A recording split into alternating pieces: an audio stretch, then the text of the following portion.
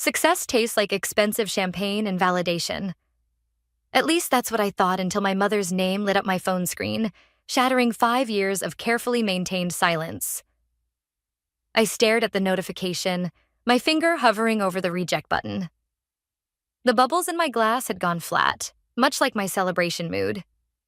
Around me, my colleagues from Horizon Solutions continued their animated chatter, toasting my promotion to department head. "Jasmine, you have to see what marketing just posted about you." Tyler waved his phone, but I couldn't tear my eyes away from my screen.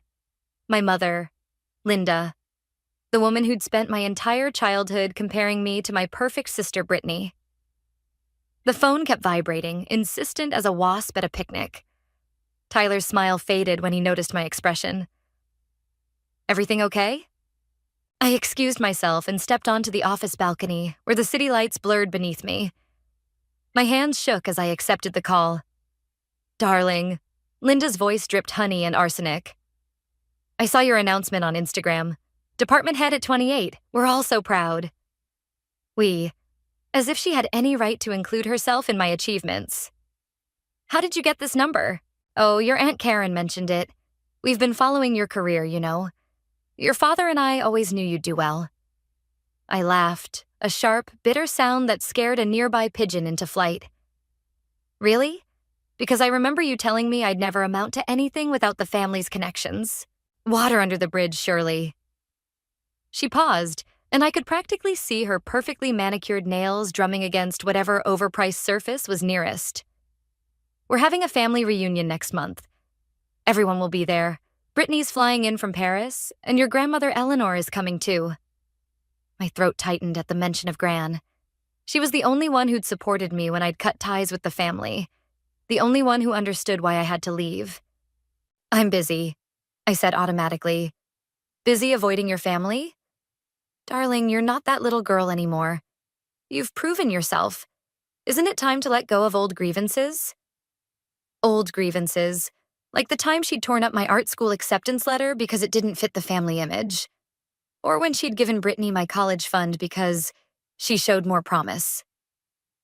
"Why now?" I demanded. "Why reach out after 5 years?"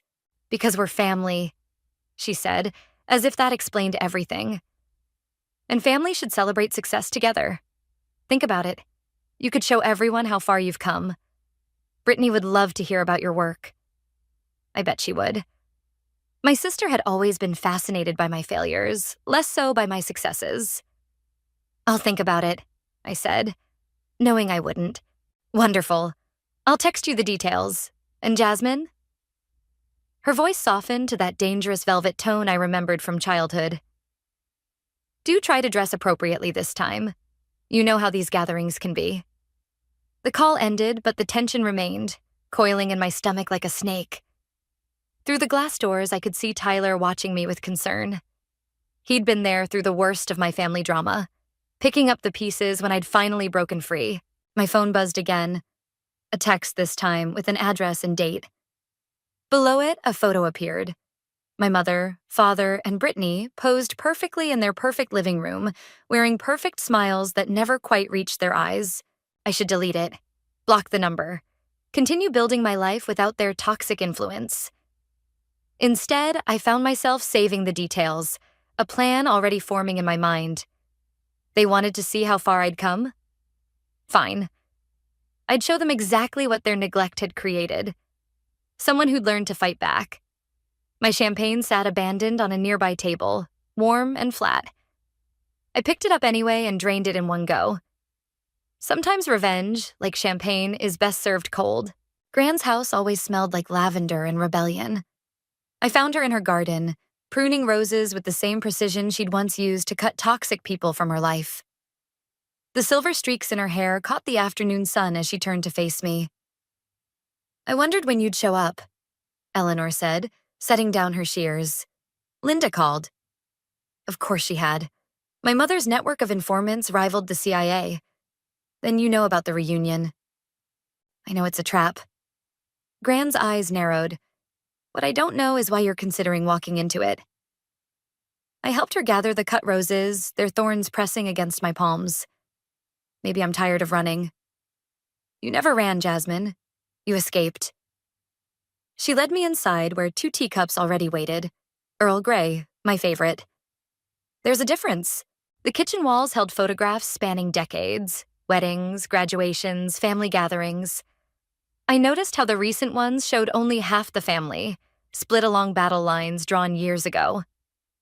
Brittany's back from Paris, I said, watching Gran's reaction. Her lips tightened. Yes, another failed fashion venture, I hear. Though your mother calls it a strategic career pivot. She poured the tea with steady hands.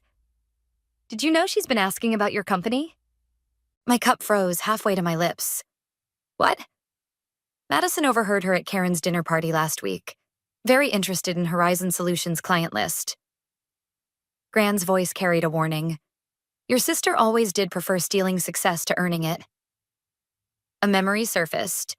Brittany, 16, wearing my award-winning art piece like a crown at the school exhibition, accepting praise while I watched from the shadows, mother beaming at her golden child. My phone buzzed. A text from Tyler. Your sister just requested to connect on LinkedIn. Heads up. They're planning something, I said, showing Gran the message. Of course they are. She reached across the table, her fingers closing over mine. The question is, what are you going to do about it? Before I could answer, another text arrived. Brittany. Sis, let's grab coffee tomorrow? So much to catch up on. XOXO. Gran read the message over my shoulder and snorted. The last time she wanted to catch up, you lost that gallery opportunity. I remember. The rejection letter had arrived suspiciously soon after Brittany learned which gallery I'd applied to. Pure coincidence, Mother had said, just like all the other coincidences that seemed to follow my sister's interest in my life. You could say no, Gran suggested. Keep your distance, stay safe. I stared at the roses we'd gathered, blood red and perfect. Or I could say yes and find out what they're really after. Jasmine. Gran's voice carried decades of concern. Some gardens are better left unpruned. And some weeds need to be pulled out by the roots. I typed a quick reply to Brittany, suggesting a trendy cafe downtown. Besides, I'm not that naive art student anymore. No, Gran agreed, studying me with a mixture of pride and worry. You're much more dangerous now. My phone lit up with Brittany's immediate response. Perfect. Can't wait to hear all about your promotion. Mom says you're doing so well. I could almost taste the poison beneath the sweetness. 7 years ago, I would have believed her enthusiasm. 7 years ago, I still thought family meant protection, not predation. Just promise me something, Gran said as I gathered my things to leave. Whatever you're planning, and don't tell me you're not planning something, remember that revenge is like those roses. Beautiful, but the thorns cut both ways. I hugged her goodbye, breathing in that familiar lavender scent. I learned from the best, Gran. You taught me how to handle thorns. As I drove home, Brittany's text glowed on my passenger seat like a challenge. Tomorrow, I'd walk into that cafe armed with years of accumulated pain and a newly forged armor of success. Let them try their games. This time, I knew how to play. And I had something they didn't. Nothing left to lose. The cafe's security footage played on my laptop screen in grainy black and white. I'd watched it 7 times now, studying Brittany's movements during our casual catch-up. The way she'd positioned herself to face the door. How her phone remained carefully angled throughout our conversation. The precise moment she'd excused herself to powder her nose. Exactly 3 minutes before Tyler texted about the emergency board meeting. Madison's message blinked on my screen. Found something. Check your email. Don't open at work. I glanced around the empty conference room before clicking the link. Financial records, tax statements, property listings, all bearing the family name, all showing a pattern that made my stomach turn. Interesting reading? I slammed my laptop shut. Tyler stood in the doorway, his expression grim. The board meeting wasn't a coincidence, was it? 3 of our biggest clients received anonymous emails questioning our integrity. He dropped a folder on the table. All from different addresses, all mentioning you specifically. My hands shook as I read the emails. Each one referenced insider information that only someone with intimate knowledge of our operations would know. Information I'd mentioned during coffee with Brittany. They're trying to destroy everything I've built. The words tasted like acid. Tyler's hand found my shoulder. We traced the IP addresses, all from high-end hotels in Paris, where Brittany's been staying. I laughed, but it sounded more like breaking glass. Mother always said she had a talent for networking. My phone buzzed. Linda's number. I let it ring through to voicemail. Darling, I heard about the unfortunate situation at work. These things happen in business. Perhaps it's time to consider other opportunities? The family business could always use someone with your experience. The family business. The same one that, according to Madison's documents, was hemorrhaging money through a maze of shell companies and fraudulent investments. The same one that had mysteriously acquired several properties shortly after their original owners faced sudden financial ruin. They're not just trying to destroy me, I realized. They're trying to force me back under their control. Tyler studied the documents spread across the table. This goes deeper than family drama, Jasmine. This is corporate espionage. No. I stood up, pieces clicking into place. This is desperation. Look at these dates. I pointed to the property acquisitions. Each one corresponds to one of Brittany's successful ventures. They've been using the family business to launder money through her failed projects. My phone buzzed again. A text from Madison. Aunt Linda's asking questions about my access to company records. Be careful. The walls seemed to close in. Years of manipulation, of calculated cruelty, all leading to this moment. They'd let me build myself up just to tear me down, expecting me to crawl back, begging for help. We need to alert the authorities, Tyler suggested.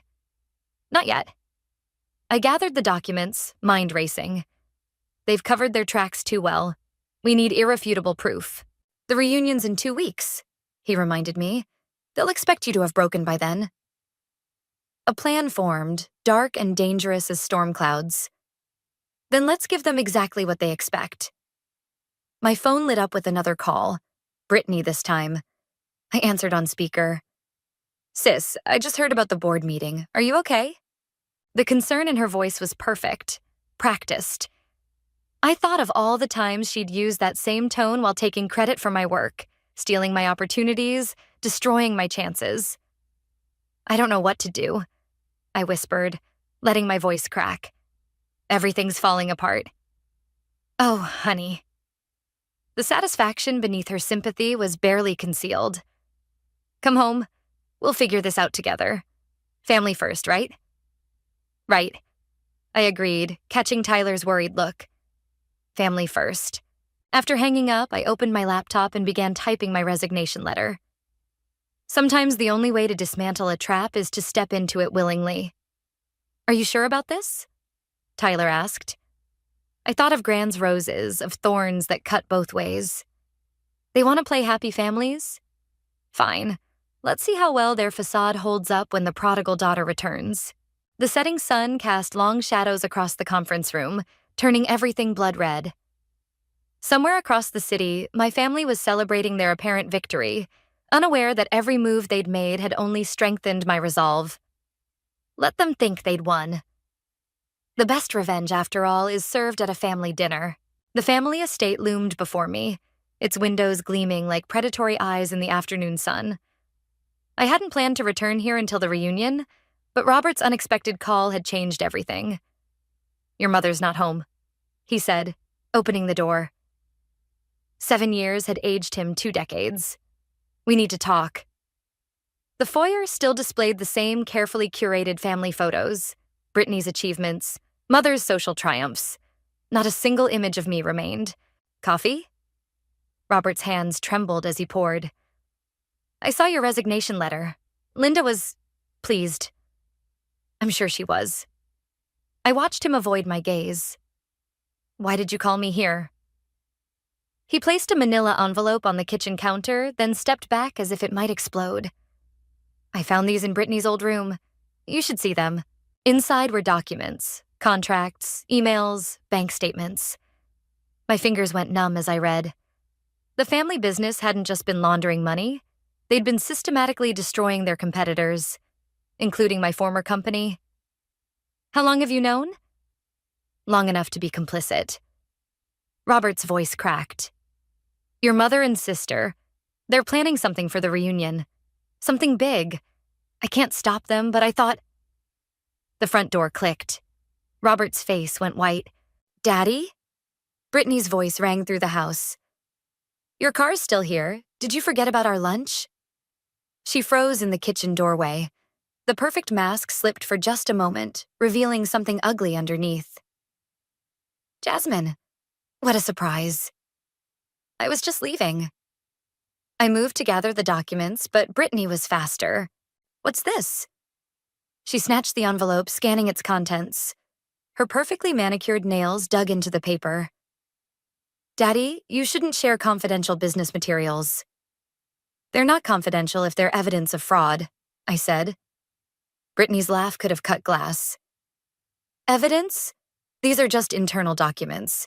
Besides, who would believe you? The bitter older sister, jealous of her successful family. Brittany, please, Robert started, but she silenced him with a look. It's fine, Daddy. Jasmine's just confused. Aren't you, sis?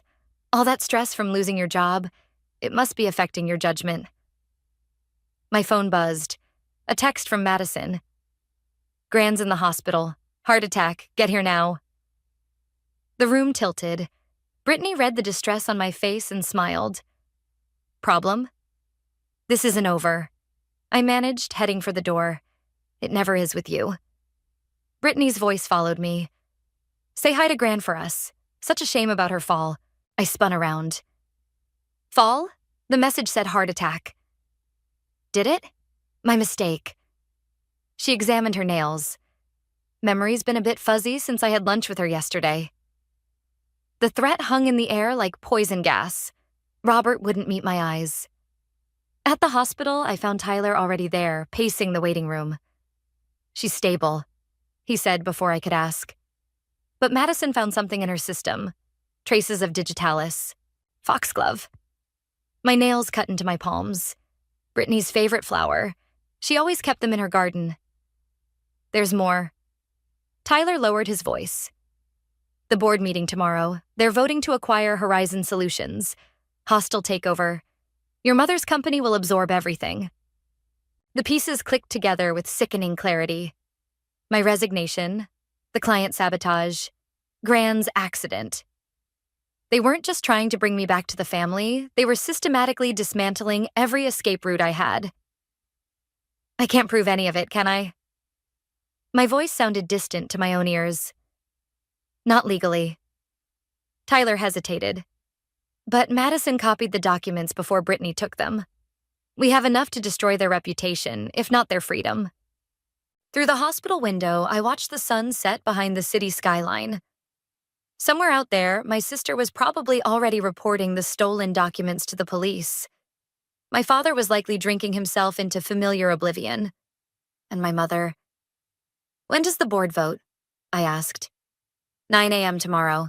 I thought of Gran lying in that hospital bed, of Robert's trembling hands, of all the years of calculated cruelty masked as family love. Then we have 12 hours to tear everything down. Jasmine. Tyler touched my arm.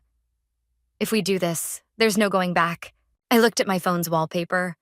The last photo taken of Gran and me together, both of us smiling, real smiles that reached our eyes. They crossed that line when they went after her. Now they'll learn what real family loyalty looks like. The night stretched ahead, dark with possibility and promise. Sometimes the only way to save what you love is to burn everything else to the ground. The hospital room's monitors beeped steadily as Gran slept. I'd spent the last 3 nights here, watching her vital signs while coordinating with Tyler and Madison. My laptop glowed with damning evidence. Forged signatures, fraudulent property transfers, offshore accounts. You should rest, Tyler said, appearing with coffee. The board meeting's in 6 hours. Can't. I showed him the latest email from Linda, a family photo from the upcoming reunion's seating chart. They'd placed me next to Brittany, directly across from the kitchen doors. They're not even trying to be subtle anymore. My phone buzzed. Madison. Found something in Aunt Linda's email. You need to see this now. The attached document made my blood freeze.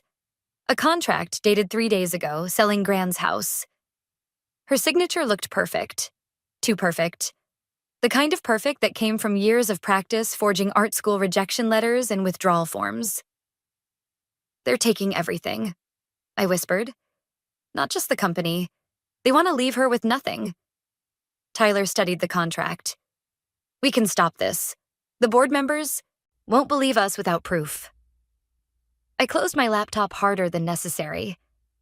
And Brittany has the original documents. Then we'll get them back. The determination in his voice made me look up. Madison says your mother is hosting her weekly bridge club right now. The house will be empty except for the staff.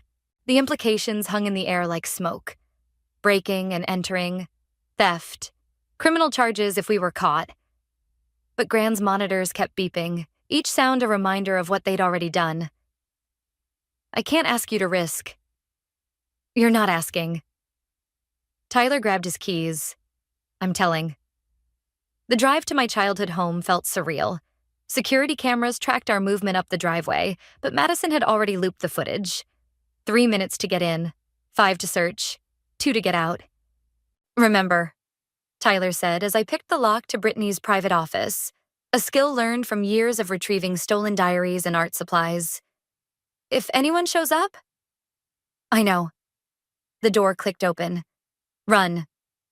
Brittany's office reeked of expensive perfume and artificial success. Awards lined the walls, half of them originally mine. The safe behind her favorite self-portrait yielded easily to our grandmother's birthday. Found them, I said, pulling out the envelope Robert had shown me. But underneath lay something else. Medical records. Gran's medical records dated months before her accident. Jasmine. Tyler's voice carried a warning. Someone's coming. Footsteps echoed down the hall. I shoved everything into my bag, but as we turned to leave, Brittany's laptop caught my eye. Password protected, but I knew my sister. She'd always used the same one, the date she'd won her first art competition. With my painting. We need to go, Tyler insisted. 1 minute. My fingers flew across the keyboard. Access granted. Files copied. Time running out. The footsteps grew closer. Tyler grabbed my arm, pulling me toward the window. We made it to the car just as voices filled the office above. My heart pounded as Tyler drove us away, the stolen documents burning a hole in my bag. Back at the hospital, Madison was waiting. Mom's asking questions, she said. She knows something's happening. I spread the documents across Gran's bedside table. Medical reports showing deliberate medication changes. Property transfers dated before the accidents. Emails discussing contingency plans if I didn't cooperate. They've been planning this for months, Madison whispered, horror creeping into her voice. The reunion, the company takeover, Gran's condition, it's all connected. Not for long. I pulled up Brittany's copied files. The board meeting starts in 2 hours. By then, every member will have copies of these documents. Anonymous source, of course. They'll come after you, Tyler warned. Your mother won't let this go. Good. I took Gran's hand, feeling her weak pulse against my fingers. Because I'm counting on it. The sunrise painted the hospital room in shades of red and gold. In a few hours, my family's carefully constructed empire would begin to crumble. They'd taught me well. About power, about manipulation, about revenge. Now it was time to show them exactly how well I'd learned those lessons. Madison, send the files. I watched the morning light creep across Gran's peaceful face. It's time to give them a family reunion they'll never forget. The family reunion buzzed with artificial cheer and expensive champagne. I watched from my assigned seat as Linda worked the room, her designer dress catching the light like scales on a snake. Brittany held court near the French doors, surrounded by admirers who had no idea she'd nearly killed our grandmother.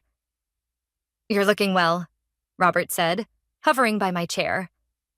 The board meeting's aftermath had aged him another decade. Your mother was worried you wouldn't come. Was she? I sipped my water, noting how Brittany's eyes kept darting to my plate. Or was she worried I would? Madison's text vibrated against my hip. USB drive planted in Linda's study, security footage looping.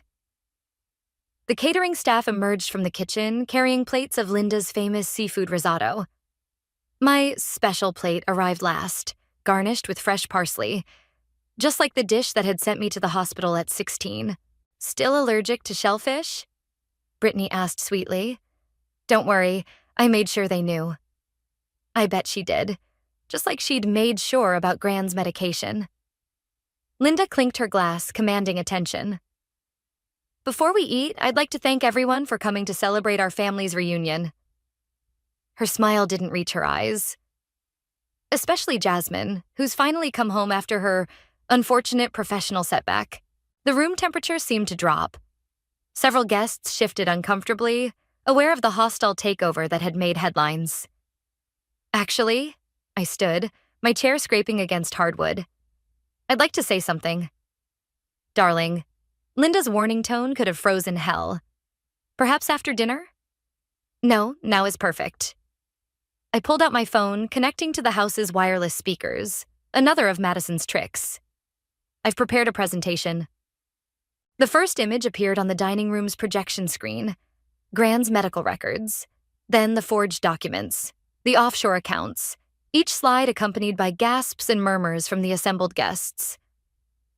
What is this? Linda's voice shook with barely controlled rage. The truth. I moved away from my plate as Brittany's hand twitched toward it. About the family business, about Gran's accident, about everything. You ungrateful. Brittany lunged forward, but Robert caught her arm. Security footage, too, I continued, watching color drain from Linda's face. Very thorough security system you have. Records everything. Even conversations about poison and property theft. The room erupted in chaos. Linda's society friends backed away, phones already spreading the scandal. Robert slumped in his chair while Brittany's perfect mask cracked completely. Then I felt it. The first hint of throat constriction. The familiar tingle on my tongue.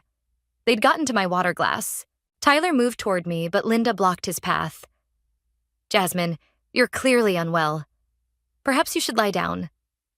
My vision blurred. The EpiPen in my purse seemed miles away. Madison's horrified face swam at the edge of my consciousness. You see? Linda addressed the room, her voice dripping concern. The stress of losing her position has affected her judgment. These accusations are clearly recorded. Tyler's voice cut through my growing dizziness. He held up his phone, still filming. All of it, including whatever you just did to her drink. I stumbled, catching myself on the table. The room tilted dangerously. Nobody leaves, Tyler commanded as guests tried to flee. Police are already on their way. Through darkening vision, I saw Brittany's smirk fade. Linda's mask of concern cracked. Robert finally stood up straight. Daddy, Brittany pleaded, do something. But Robert walked past her, past Linda, to where I was fighting for breath. The EpiPen, he said, reaching for my purse. Where? The world went sideways. Voices blurred together. Someone screamed. Maybe Madison. Maybe me. The last thing I saw was Linda's face, twisted with a hatred that had always been there, just better hidden. Then darkness took me, and I couldn't help wondering if this was what winning felt like. This cold, empty feeling as consciousness slipped away. If revenge was worth dying for. The answer whispered through my fading thoughts. Not dying. Surviving. Because that's what I'd always done. What they'd taught me to do without meaning to. Survive. Fight. Win. Sirens wailed in the distance, getting closer. The game wasn't over yet. Hospital fluorescent lights buzzed overhead as consciousness returned. Tyler's face swam into focus, then Madison's. Behind them, police officers interviewed shocked party guests, while crime scene technicians photographed my water glass. She's awake, Madison called, and a doctor hurried over to check my vitals. You're lucky, she said. The EpiPen and quick response time saved your life. Through the emergency room's glass doors, I watched Linda being handcuffed, her designer dress clashing with steel bracelets. Brittany sat nearby, mascara streaking her perfect makeup as she spoke to detectives. "The video's gone viral," Tyler said, showing me his phone.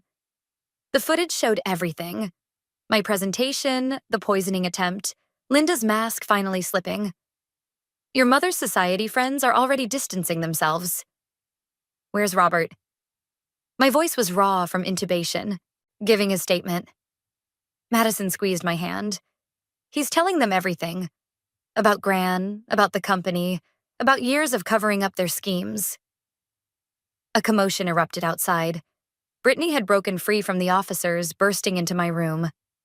"You ruined everything." Her face contorted with rage. "We were protecting you, you ungrateful—" "Protecting me?" The heart monitor's beeping accelerated. By poisoning me? By trying to kill Gran? She was going to tell everyone about Mother's past, about what really happened to...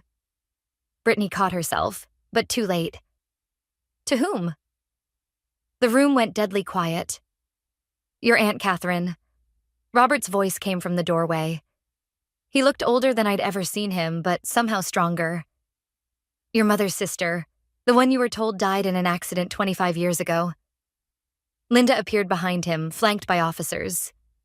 "Robert, don't," but he continued, words spilling out like blood from an old wound. Catherine threatened to expose Linda's first marriage, her criminal record. There was an argument, pills in her drink. He met my eyes. "Just like tonight." "Mother?" Brittany's voice shrank to a whisper. Linda's mask cracked completely. "I did what I had to do.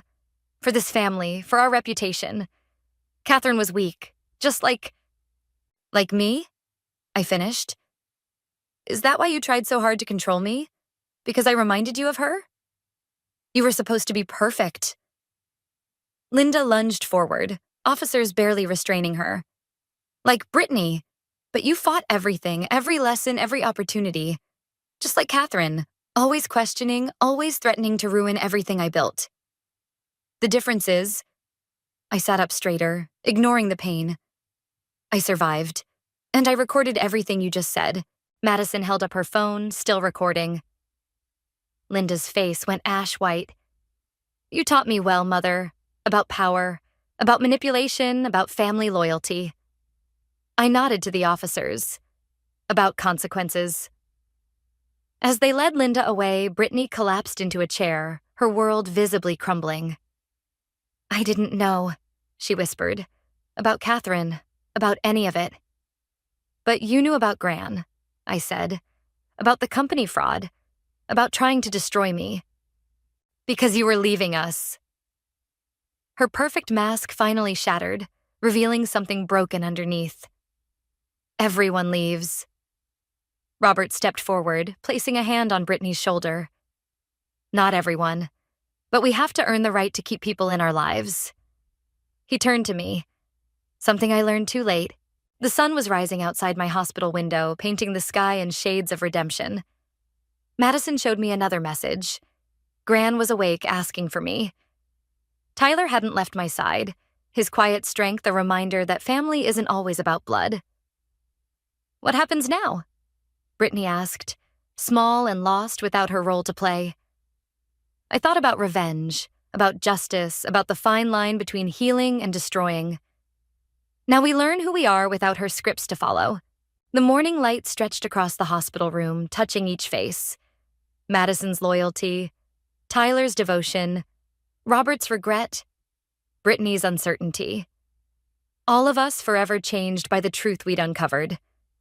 Sometimes family isn't what you're born into, but what you build from the ashes of what burns down. Sometimes the greatest revenge isn't destruction, but reconstruction, creating something stronger from the broken pieces. The police had more questions. The media wanted statements. The future loomed, uncertain but free. For the first time in my life, I was ready to face it all. Not as the person they'd tried to make me, but as the person I'd become despite them. Or perhaps because of them. Gran's garden bloomed with autumn roses as I helped her prune the dying branches. The morning paper lay folded on her patio table, its headlines still visible. Business empire crumbles. Linda Mitchell faces criminal charges. "You haven't visited Brittany," Gran said, her pruning shears snipping with surgical precision. "She made her choice." I gathered fallen petals, remembering my sister's face at the sentencing. She'd looked lost, stripped of her designer armor and practiced smiles. "The rehab facility has a good program." "And Robert?" The roses felt velvet soft against my fingers. "He's cooperating with the investigation. Trying to make amends, I suppose?" Gran set down her shears, studying me with eyes that had seen through Linda's facade decades ago. "There's something I need to show you." Inside, she unlocked a drawer I'd never noticed before, removing a leather-bound journal. "Your Aunt Catherine's diary. I've kept it all these years, waiting for the right moment." My hands trembled as I opened it. Catherine's words flowed across the pages, describing Linda's early manipulations, her growing fears, her final desperate attempts to protect her family from her sister's poison. "She knew," I whispered. "About everything. About what Linda was capable of, just as I knew what you were capable of." Gran's voice held a mix of pride and sadness. "Why do you think I encouraged your independence? Your art? Everything Linda tried to suppress?" The diary's last entry was dated the day before Catherine's accident. Its final words struck like lightning. "If anything happens to me, protect Jasmine. She has her father's heart and my spirit, too strong to break, too honest to corrupt." My phone buzzed. Tyler, checking if we were still on for dinner. Next to his message was a text from Madison about the graphic design business we were starting together, and another from Robert asking to meet. "I always wondered," I said, closing the diary, "why you didn't stop her sooner. Why you let Linda, for the same reason you orchestrated her downfall the way you did." Gran touched the diary gently. "Some people have to expose themselves before others will believe the truth about them." Through the window, I watched a butterfly land on one of Gran's roses, its wings catching sunlight like stained glass. "Catherine tried to fight her directly. That's why she lost. And you learned to fight smarter." Gran smiled. "To build something stronger than Linda's walls of lies. Look at what you've created. Real friendships, honest success, true family." The doorbell rang. Madison arriving early with paint samples for our new office. Beyond her, I could see Tyler parking his car, carrying the takeout we'd promised Gran for dinner. "I thought revenge would feel different," I admitted. "More satisfying, maybe. Instead, it feels like freedom." Gran squeezed my hand. "Catherine would be proud. Not of the revenge, but of what you've built from the ashes." The diary sat between us, its secrets finally laid bare. Outside, Madison and Tyler's laughter mingled with the garden's peace. My phone showed another missed call from Brittany, the third this week. "Sometimes," Gran said, following my gaze to the phone. "The hardest part isn't tearing down the old walls. It's deciding which new bridges to build." I thought of Brittany in rehab, fighting her own battles, of Robert's halting attempts at redemption, of Linda, facing the consequences of her choices in a cell that was, perhaps, no smaller than the prison she'd built for herself long ago. The butterfly took flight, rising above Gran's garden wall. Below it, new roses were already budding where we'd pruned the dead branches, reaching for light in their own way, at their own pace. I picked up my phone, Catherine's diary close at hand. Some calls shouldn't go unanswered forever. Some stories need new endings, even if they're harder to write than the ones we first imagined. After all, the strongest gardens grow in turned soil, and the deepest healing often begins when we least expect it, in the spaces between revenge and forgiveness, between justice and mercy, between the family we're born with and the one we choose to build.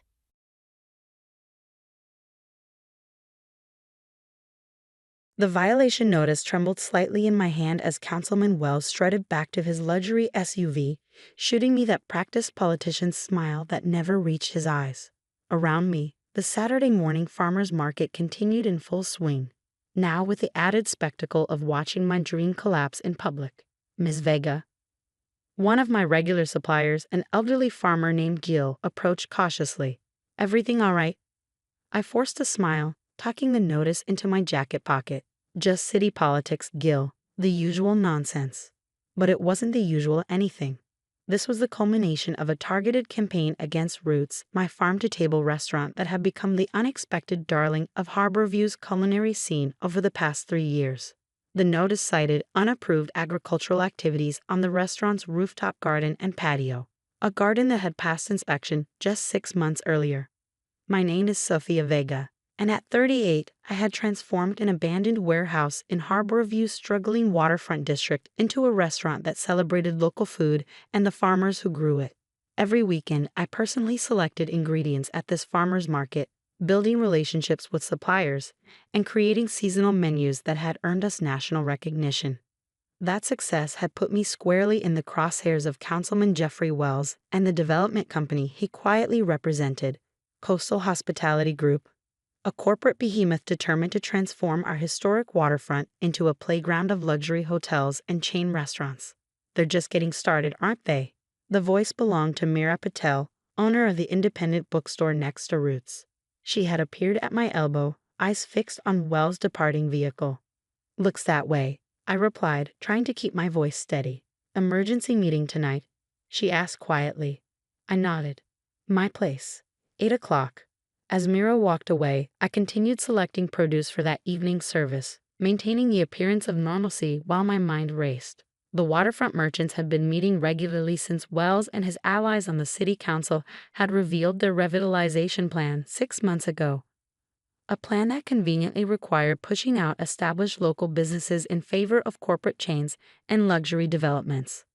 That night, the back room of my apartment above the restaurant filled with familiar faces, restaurant owners, shopkeepers, local artisans, and others who had built the waterfront district into the vibrant community it had become.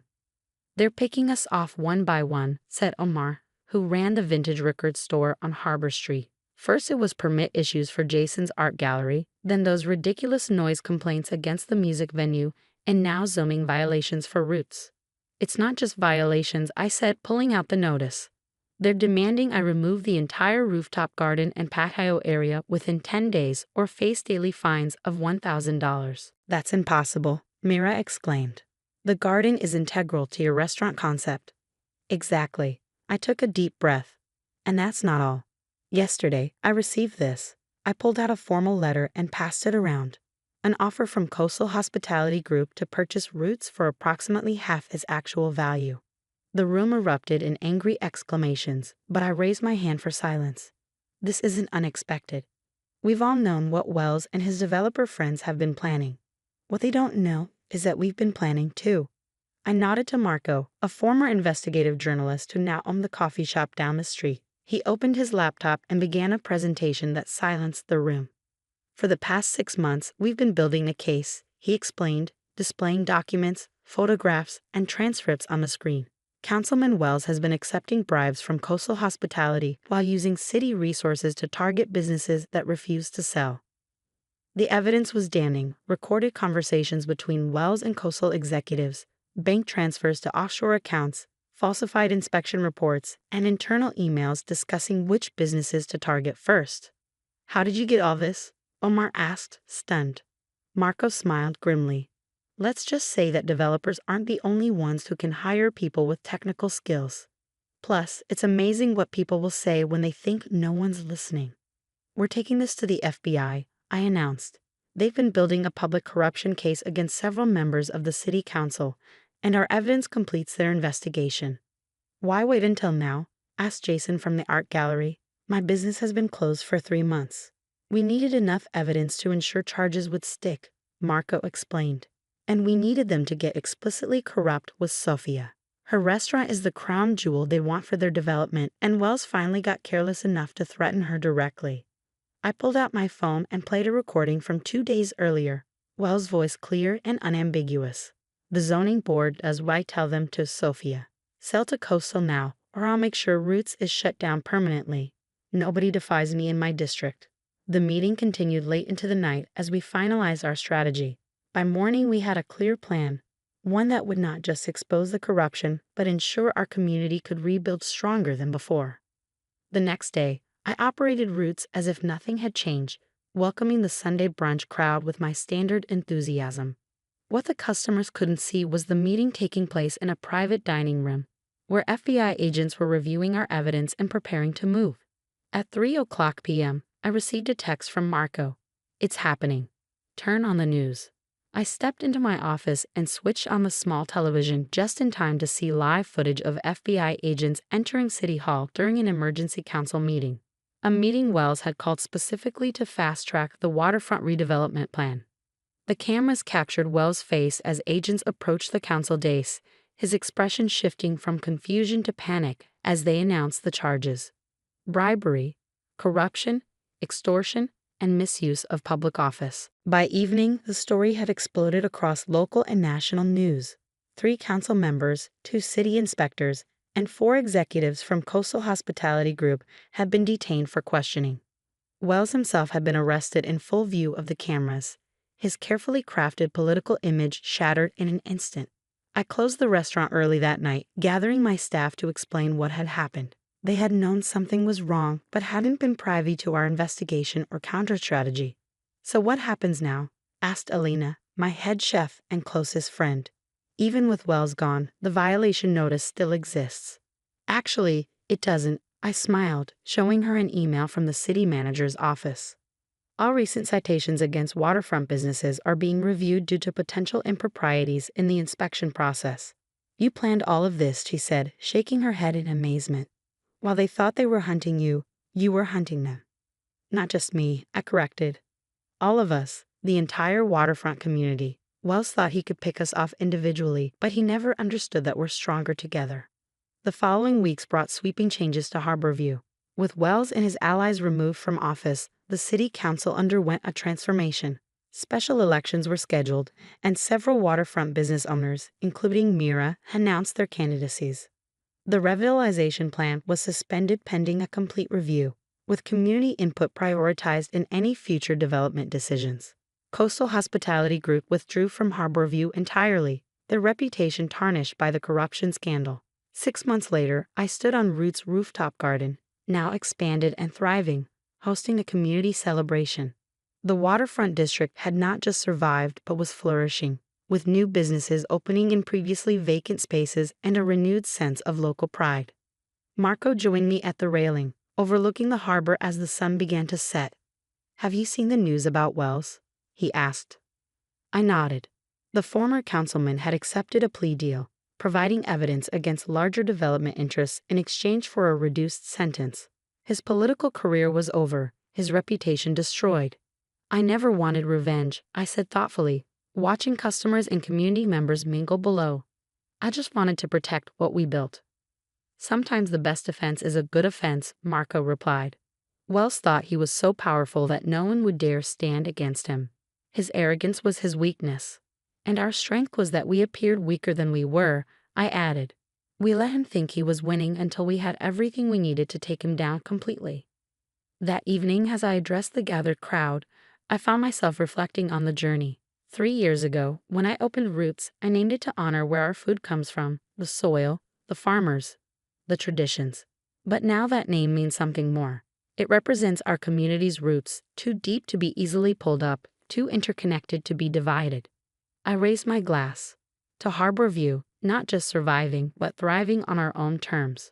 The following week, I received an unexpected visitor at the restaurant, the new interim mayor, a longtime city council critic who had been appointed after the scandal. "Ms. Vega," she said, taking a seat at the bar during our afternoon lull. "I've been reviewing the events that led to the corruption investigation." I tensed slightly, unsure where this conversation was heading.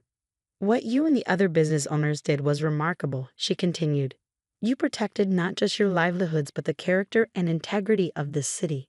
"We did what was necessary," I replied carefully. "Which is why I'm here." She placed a folder on the bar.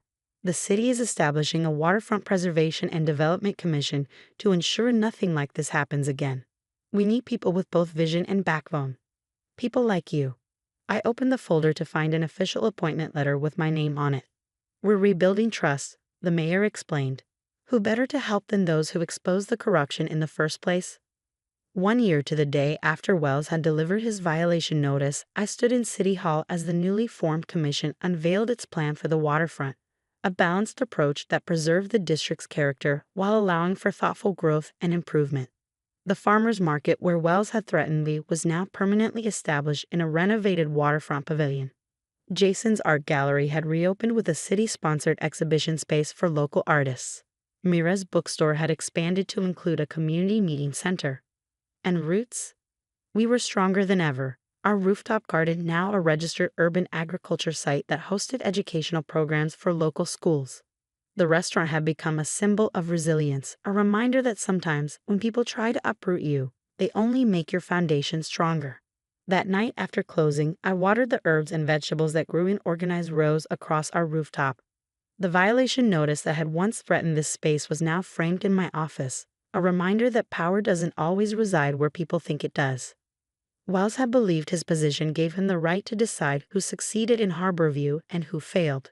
He never understood that true strength comes not from title or authority, but from community and conviction, the perfect ingredients for something that can't be bought, bullied, or broken.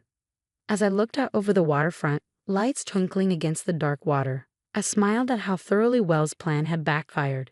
He had wanted to transform our community into something that served his interests. Instead, he had inadvertently united us into something stronger than we had been before, proving once again that sometimes the most powerful form of resistance isn't fighting back immediately, but watching, waiting, and choosing the perfect moment to reveal that you were never as vulnerable as they thought.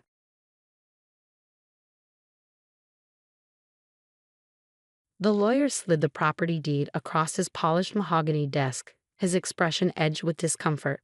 "I'm afraid this is all that remains of your grandfather's estate, Miss Carter." The medical expenses consumed everything else. He adjusted his wire-rimmed glasses as if reluctant to meet my gaze.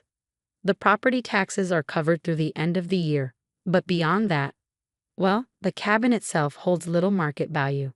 I stared at the yellowed document, watching dust motes swirl in the golden afternoon light filtering through the Venetian blinds. Grandfather James had always been a mystery, a wanderer who appeared without warning, bearing strange gifts from distant places only to vanish again with vague mentions of research. His final return, forced by illness, had done little to unravel his secrets. Even as pancreatic cancer wasted him away, he spent his final months locked away in his study, emerging only for doctor visits and cryptic, fragmented conversations. "There's also this," the lawyer added, placing an old brass key beside the deed. The key was heavy in an unnatural way, its surface etched with swirling patterns of vines and celestial symbols. Tarnished with age, it looked as though it belonged to another century, perhaps even another world. "Your grandfather was insistent that you receive this personally," the lawyer continued. "He said, and I quote, 'When the time comes, she'll understand.' He made a point of it." I ran my fingers over the cool metal, tracing the intricate design. "Did he ever mention what it unlocks?" The lawyer shook his head. "Not a word. James was eccentric, to say the least. The few times I met with him, he seemed far more interested in discussing planetary alignments than legal affairs." He closed the folder on his desk with a definitive thud. "I'm sorry there wasn't more, given your circumstances." "My circumstances?" A delicate way of referring to my divorce, the exhausting custody battle, and the barely surviving freelance business that barely kept us afloat. At 36, this wasn't the life I'd envisioned. Single, financially strained, navigating a shared custody arrangement with an ex-husband who had decided family life stifled his creative freedom. Still, I forced a smile. "Thank you. My grandfather was always unconventional. I didn't expect much." But that wasn't entirely true. I hadn't expected wealth, but I had hoped for something, an explanation maybe, or at least a clearer picture of the man who had flitted in and out of my life like a shadow. 2 weeks later, I loaded up my car, strapped my 9-year-old daughter Lily into the passenger seat, and made the 3-hour drive from Portland to the remote woodland property near Mount Hood. The road turned rough as we neared our destination, the trees closing in like silent sentinels. Then, as we crested the final bend, the cabin came into view. It was smaller than I remembered, and in worse shape. The roof sagged on one side, the once blue paint had faded to a ghostly gray, peeling in ragged strips to reveal weathered logs beneath. The porch leaned precariously, and an old shed stood to one side, its door barely clinging to a single rusted hinge. "Mom, it looks like a witch's house," Lily gasped, eyes wide with delight. "Can we keep it? Please say we're keeping it." I hesitated, taking in the dilapidated state of the place. "It needs work," I admitted. "But it's ours now. We'll see what we can do with it."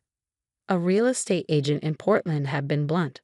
"The land has some value, but the structure, you'd be better off tearing it down." But I couldn't bring myself to discard this last piece of my grandfather without at least stepping inside. The interior was surprisingly intact, dusty but undisturbed. A stone fireplace dominated the main room, flanked by built-in shelves filled with time-worn books. A small kitchen stood in one corner, its appliances relics from another era.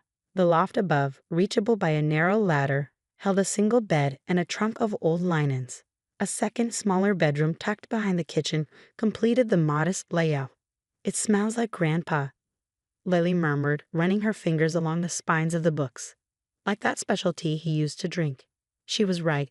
The air carried the same scent I remembered from my childhood. Earthy, laced with spices I could never quite identify. The familiarity of it tightened something in my chest. That weekend, we simply explored.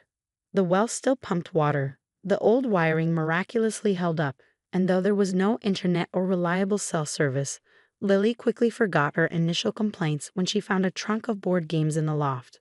By Sunday evening, as we prepared to leave, I made a decision. "What would you think about spending the summer here?" I asked, watching her sift through an old puzzle box. "I can work remotely, and we could fix it up a bit." Lily's face lit up. "Really? We can stay." Her enthusiasm sealed it. The cabin offered something we both needed: space to heal, to breathe, and maybe, just maybe, to finally understand my grandfather's secrets. Over the next few weeks, we settled into a routine of slow restoration. I patched the roof, repaired the porch, and scrubbed years of dust and grime from the wooden floors. Lily, ever the adventurer, took it upon herself to document everything in a notebook she titled The Mystery of Grandpa's Cabin. One sweltering Saturday in late June, she made a discovery that would change everything. "Mom," she called from the fireplace, her hands blackened with soot. "There's a loose stone here." I crouched beside her as she wiggled the small stone free, revealing a narrow cavity behind it. "What do you think is inside?" she whispered. "Probably just an old hiding spot," I mused, peering into the darkness. People used to stash valuables in fireplaces before banks were common. We found nothing that day, but the discovery ignited a deeper curiosity. Over the following weeks, we uncovered more hidden compartments: behind a loose board in the loft, beneath a warped floorboard, inside a false bottom drawer in the kitchen.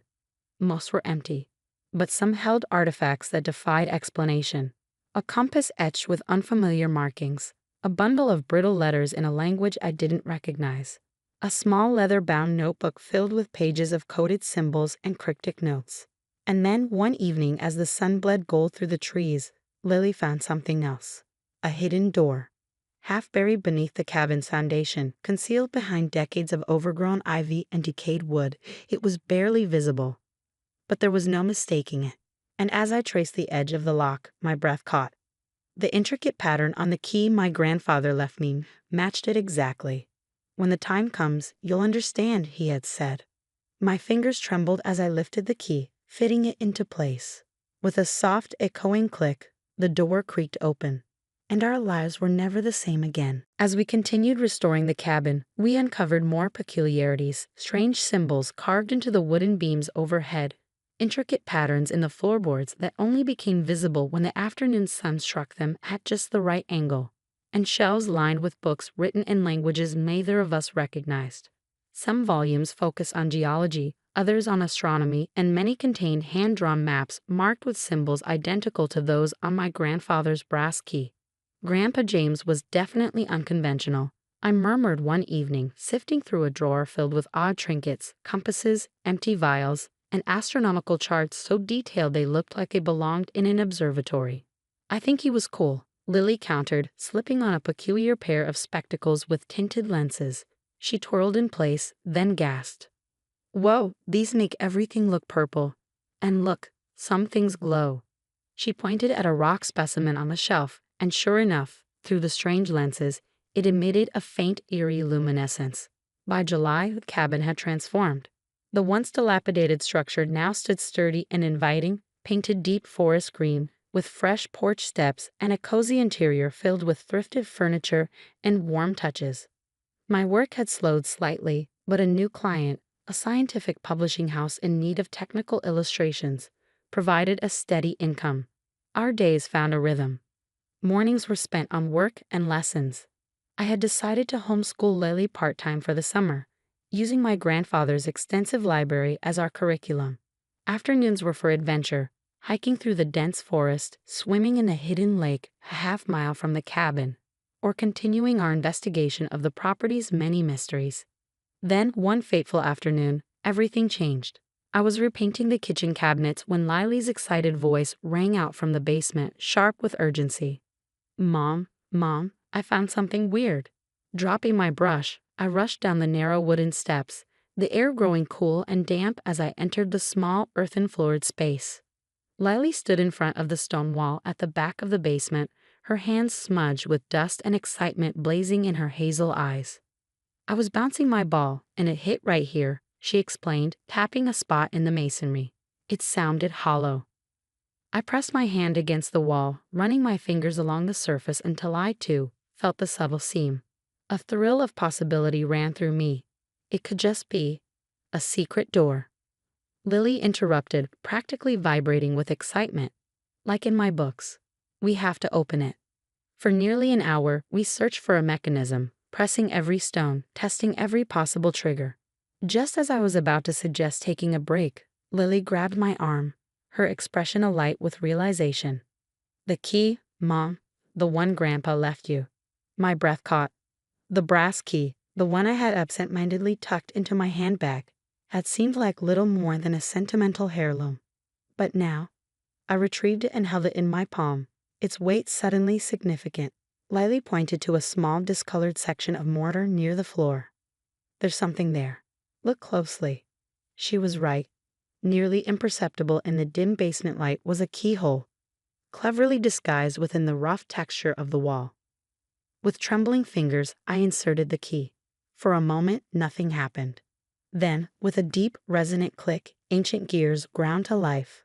A section of the stone wall swung inward, revealing a dark passageway. I switched on my phone's flashlight, the beam illuminating a short, narrow corridor carved into the bedrock beneath the cabin. The air smelled different, older, untouched. A thrill of apprehension and exhilaration coursed through me. "Stay behind me, Lily," I murmured. "No way," she whispered, clutching my hand tightly. "We're doing this together." The corridor stretched for about 10 feet before opening into a chamber, circular, carved entirely from stone. As we stepped inside, soft overhead lights flickered on, revealing a space that took my breath away. In the center stood a massive stone table, its surface covered in neatly arranged documents, maps, and what appeared to be scientific instruments. The walls were lined with shelves brimming with leather-bound journals, wooden chests, and artifacts that looked like they belonged in a museum. Against one wall, a strange device resembling an antique telescope was mounted, aimed at a narrow opening in the ceiling, an observatory of sorts. Cabinets with glass fronts displayed rock specimens labeled in my grandfather's meticulous handwriting. A series of old-fashioned drawers held rolled-up maps, some so ancient their edges had frayed to near dust. Lily spun in a slow circle, taking it all in. "Mom," she whispered in awe, "what is this place?" "I don't know," I admitted, pulling a journal from one of the shelves. It was filled with my grandfather's crisp handwriting, accompanied by precise sketches of celestial bodies, mathematical equations, and maps. So many maps, each marked with symbols that now felt eerily familiar. A folded document slipped from between the pages, landing on the stone table. My stomach tightened as I unfolded it. It was a deed, similar to the one for the cabin, but far older, written on parchment rather than modern paper. My breath caught in my throat. "What is it?" Lily asked. I scanned the document, my heart pounding. It's a mining claim," I murmured. "From 1887. For a gold mine in the Cascade Mountains. And according to this addendum, it's still valid." Lily's eyes widened. Wait, Grandpa left us a gold mine. I looked up from the parchment, my pulse hammering. Apparently, yes. But the mine was only part of the secret.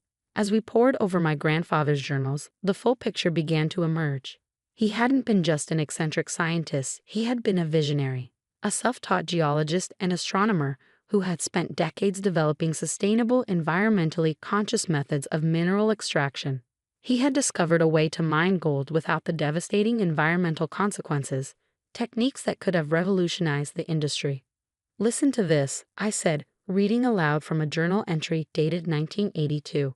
Conventional mining would destroy this land, leaving only ruin. The methods I've developed could change everything, but they threaten too many powerful interests. It's safer to wait, to pass this knowledge on when the time is right. Lily leaned over the journal, her expression fierce with determination. Mom, this isn't just a treasure map. It's bigger than that. Grandpa left us a way to fix things. I exhaled, the weight of our discovery settling in my bones. Yes, I murmured. And now we have to decide what to do with it. That night, we slept in the cabin with a new awareness of what lay beneath our feet. The next morning, I made my first calls to attorneys who specialize in mineral rights and intellectual property. Over the following weeks, we carefully cataloged my grandfather's research, digitizing his notes and trying to comprehend the full scale of what he had left behind.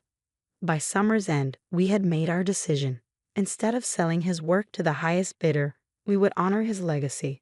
We would create something lasting, something that would change the way the world viewed resource extraction. And so, the James Carter Foundation for Sustainable Resource Management was born. What had begun as an inheritance of a crumbling cabin and a mysterious key had become something far greater, a legacy of knowledge, innovation, and hope for the future. And it was only the beginning. A year after discovering the hidden chamber, I stood at the entrance of what was once an abandoned mine, now a demonstration site for sustainable resource extraction. Lily, wearing her oversized safety helmet and the strange tinted spectacles we'd found months ago, nudged me. "Do you think Grandpa James would be proud?" she asked. I glanced at the team of geologists and engineers setting up their equipment, all marveling at how accurate my grandfather's predictions had been. His revolutionary techniques were finally being put into practice, not just for profit, but to teach a better way forward. "I think this is exactly what he wanted," I said, squeezing her hand. "Then we better not mess it up," she grinned. Life had transformed since that summer. The cabin was no longer just a home. It had become a research hub. My design work now focused on environmental communication, while Lily, once a quiet bookworm, had blossomed into a budding scientist. Even my ex-husband, once skeptical, had started bringing her here on weekends, admitting, begrudgingly, that it was educational. But the biggest change had been within me. I was no longer just surviving. I had a purpose. My grandfather's secrecy, once frustrating, now made sense. He had been protecting his work until the right moment, until I was ready.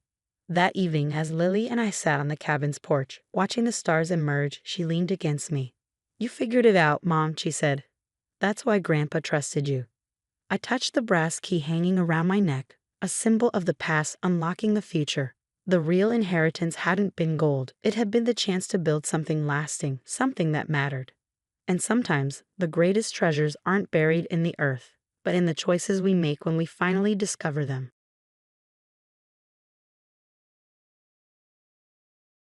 Your investment portfolio has been liquidated in full. The notification appeared on my phone during an important client meeting. I excused myself hastily, trying to maintain composure as I stepped into the hallway. This wasn't possible. Andrew and I had agreed never to touch our retirement savings without mutual consent. My fingers trembled as I called his number, only to be met with a businesslike voicemail greeting that suddenly sounded foreign to my ears. 3 hours and 17 unanswered calls later, I received a text message. "Rebecca, I need space to figure things out. Don't try to contact me for a while."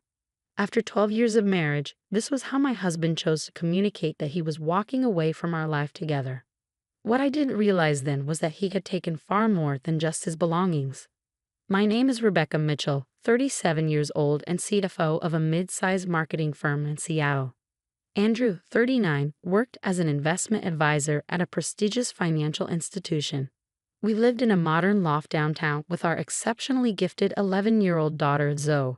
We appeared to be the perfect professional couple, successful careers, intelligent child, financial stability. The facade couldn't have been more convincing. For the past year, Andrew had been pushing to diversify our investment strategy, insisting we consolidate our accounts under his management. It makes sense for the financial expert in the family to handle this, he'd said with that charming smile that once made my heart flutter. I'd reluctantly agreed, transferring control of the $450,000 we diligently saved over our marriage. When I arrived home that evening, I found Zoe sitting cross-legged on the living room floor, her dark curls falling over her face as she hunched over her laptop. "Where's Dad?" she asked without looking up, fingers continuing to tap methodically on the keyboard. "He's working late," I replied, the lie bitter on my tongue. "What are you working on so intently?" "Just a coding project," she said, still not meeting my highs. "Dad's been acting weird lately. Is everything okay with you two?" Zoe had always been perceptive beyond her years, with an analytical mind that seemed to process information at lightning speed. At school, she was already taking advanced placement computer science, and at home, she spent hours teaching herself programming languages from online courses. "Let's talk about it over dinner," I said, buying myself time to figure out how to explain something I barely understood myself. Over microwave leftovers, I told Zoe a watered-down version of the truth, that her father needed some time away, but that everything would be fine. She listened silently, her expression inscrutable, then asked one cutting question. "Did he take the money from your investment accounts?" I nearly choked on my water. "How could you possibly know about that?"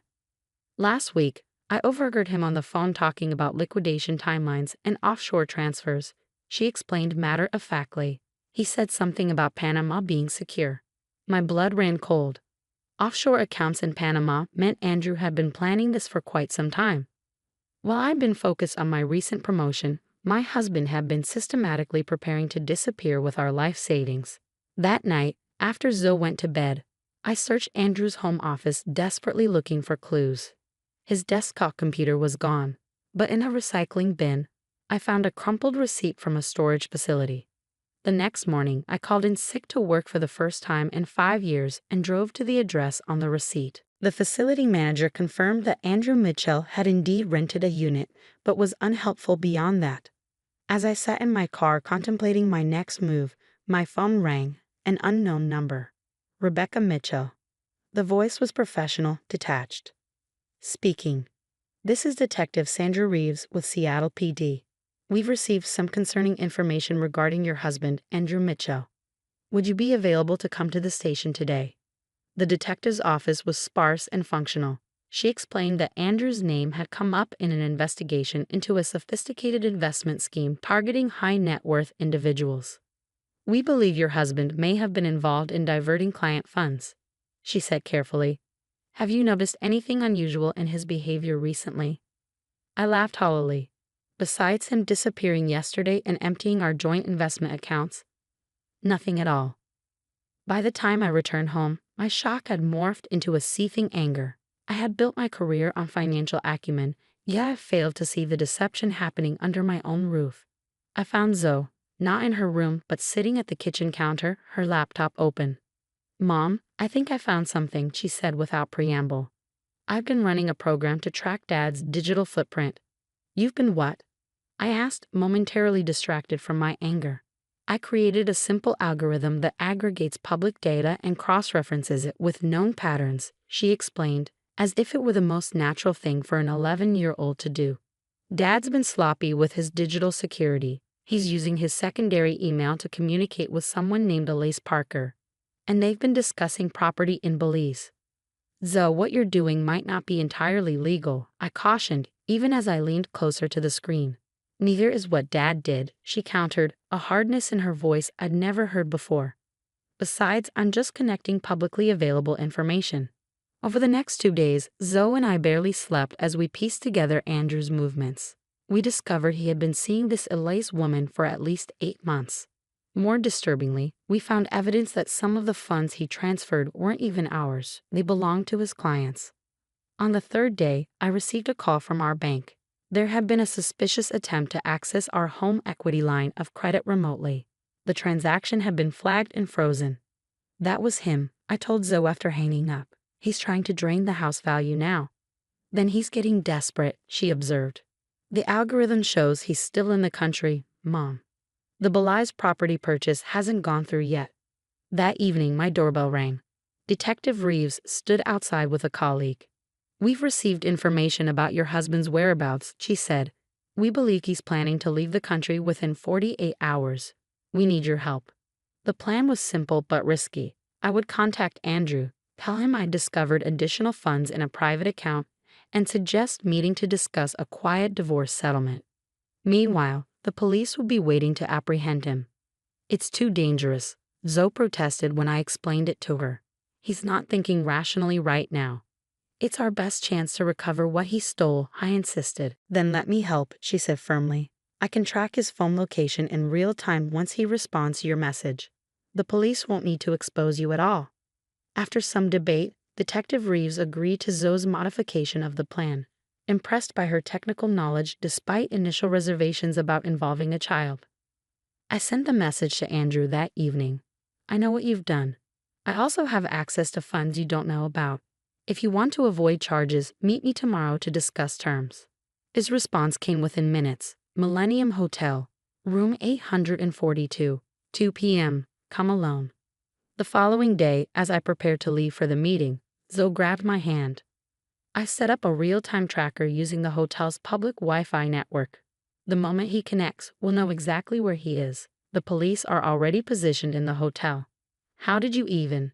I began, then shook my head. Never mind. I don't think I want to know. Probably not, she agreed with a small smile that didn't reach her eyes.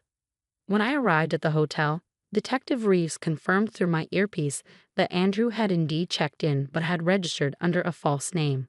According to Zoe's tracking, he was currently in the hotel lobby, not in room 842. He's setting up a trap, Reeves concluded. Stay in the car. 20 minutes later, I watched as the police escorted Andrew from the hotel in handcuffs. Behind him came a tall, elegant woman who I assumed was Elise Parker, also in restraints. At the station, Andrew refused to speak to me, but Detective Reeves provided the details. They had found documents in his hotel room outlining the entire scheme. Client funds diverted through a maze of accounts, plans for a new identity in Belize, even a fabricated backstory to explain his sudden wealth. What about our money? I asked. The funds he transferred from our accounts. Most of it has been frozen before it could leave the country, she explained. Financial Crimes is working on recovery, but it may take some time. And the clients he stole from. That's a separate investigation, she said grimly. He'll be facing multiple felony charges. That night, Zoe and I sat on our balcony overlooking the city lights, processing everything that had happened. How are you doing with all this? I asked her, suddenly aware of how much I'd leaned on my daughter's remarkable abilities without considering the emotional toll. I'm angry, she said simply. Not just that he was willing to abandon us, but that he thought he was smart enough to get away with it. She closed her laptop with a decisive click. I'm also kind of proud of what we did.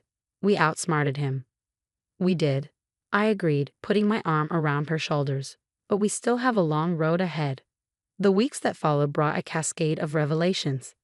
Andrew's scheme had affected dozens of clients, people who had trusted him with their life savings. The investigation uncovered evidence that Elise Parker, who turned out to be a former compliance officer at Andrew's firm, had been instrumental in helping him bypass security protocols. In a bizarre twist, Andrew attempted to blame me for the missing client funds, claiming I had orchestrated the entire operation using my position as CFO. The accusation might have gained traction if So hadn't meticulously documented the digital trail of his activities, creating a timeline that clearly exonerated me.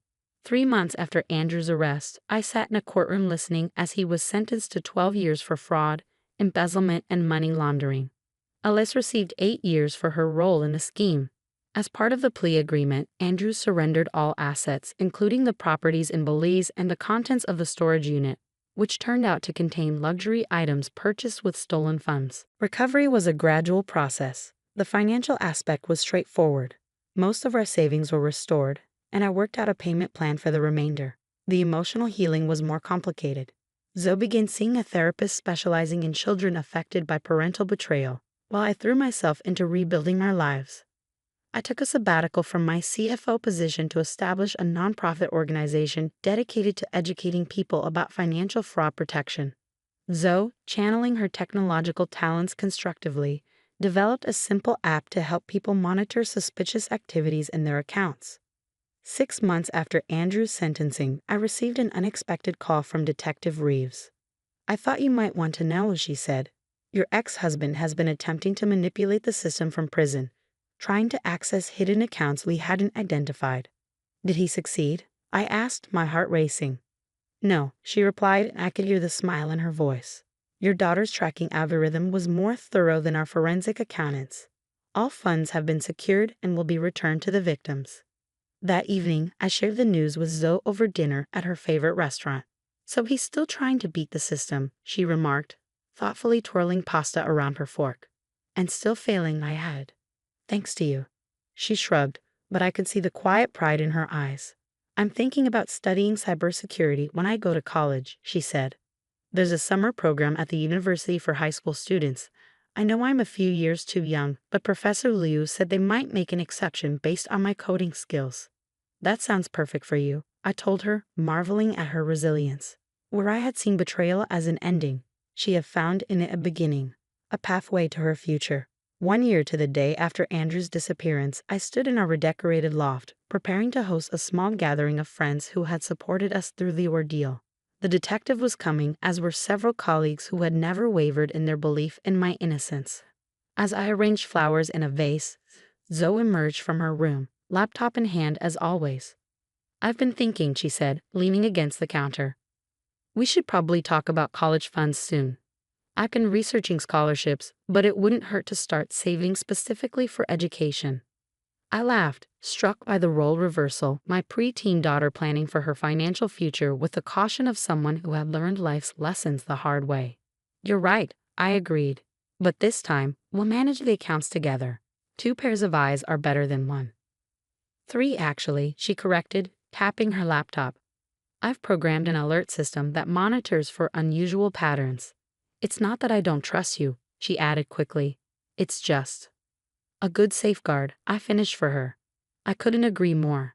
As our guests began to arrive, I reflected on how differently things might have turned out without Zoe's remarkable mind and determination. Andrew had underestimated both of us, assuming I would be too devastated to fight back and overlooking Zoe entirely as a potential threat to his plans. His greatest miscalculation wasn't in the execution of his scheme, but in his assessment of what he was leaving behind.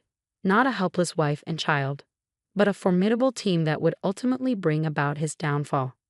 Sometimes betrayal becomes the catalyst for discovering strengths you never knew you possessed.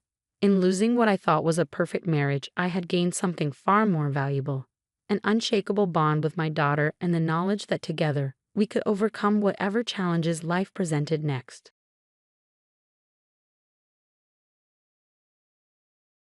The illoyal betrayal. "Are you absolutely sure about Ryan?" my brother Marcus asked, his voice lowered despite the fact that we were alone in my kitchen. "The timing seems convenient." "What's that supposed to mean?" I replied, feeling immediately defensive. Ryan had been my best friend for 6 years, my business partner for 4, and the one person who had stood by me through everything, including my messy divorce last year. Marcus sighed, running a hand through his prematurely graying hair. At 35, just 2 years older than me, he sometimes acted like he was my father instead of my brother. "Ethan, come on. You win $28 million in the lottery, and suddenly Ryan wants to expand your business partnership. Doesn't that strike you as suspicious?" I slammed the refrigerator door harder than necessary, the bottles inside rattling in protest. "He doesn't even know about the lottery win. I haven't told anyone except you and Mom." "You sure about that?" Marcus pressed. "These things have a way of getting out, especially amounts that big." "I'm keeping it anonymous," I insisted. "The lawyer's setting up everything through a trust. Nobody will know." Marcus didn't look convinced. "Just don't make any big decisions right now, okay? Don't rush into anything with Ryan or anyone else until the dust settles. Promise me that." To get him off my back, I promised. But I had no intention of treating Ryan with sudden suspicion. Unlike my ex-wife Allison, who had clearly married me for the potential of my then fledgling tech company and bailed when it seemed like it might fail, Ryan had stuck with me through the company's worst times. He even invested his own savings when we were on the brink of bankruptcy 2 years ago. Our app development company, Horizon Tech, had finally turned the corner 6 months ago. We weren't rich, but we were stable. With a growing client list and solid prospects, the lottery win would change everything. Not that I planned to pour all of it into the business, but having that kind of financial security would allow me to make bolder moves. Rianne and I had always talked about opening a second office, expanding our team, going after bigger clients. Now I could make that happen without the stress of risking everything. I just needed to tell him about the win first. 2 days later, Ryan and I were having our usual Friday evening beers at McCaffrey's, the dive bar near our office where we sketched our original business plan on the back of a cocktail napkin. So Ryan said, signaling the bartender for another round, "I've been thinking about that office space in the downtown tech corridor." I nodded, knowing exactly which building he meant. We'd walked past it countless times, joking about how someday we'd have our company name on the directory. The Parker Building. What about it? They got 2 suites opening up next month. I checked it out on my lunch break yesterday, perfect for what we've been talking about. Room to add at least 8 more developers, premium location, fiber internet already installed. I took a swig of my beer, considering. The timing was almost eerie given my recent windfall. "That's a big step up from our current rent," I pointed out. "Do you think we're ready?" Ryan leaned forward, his eyes bright with the excitement I'd seen so many times when he was pitching a new idea. "That's the thing, we need to act fast. Put down a significant deposit to hold the space. But I've been going over our projections, and with the Thompson contract coming through and the Westfield proposal looking good." He trailed off, watching me carefully. "How significant of a deposit?" I asked. 200 grand, he said quickly, as if ripping off a bandage. "I know it sounds steep, but that's practically all our cash reserves," I interrupted. Ryan nodded soberly. "It's a risk, no doubt. But sometimes you have to go big or go home, right? This could be our moment, Ethan." I stared at my beer, thinking. With the lottery money, $200,000 was nothing. I could front it personally without touching the business accounts. But Marcus's warning echoed in my head. "Let me think about it over the weekend," I said finally. "It's a big decision." Was it my imagination, or did disappointment flicker across Ryan's face?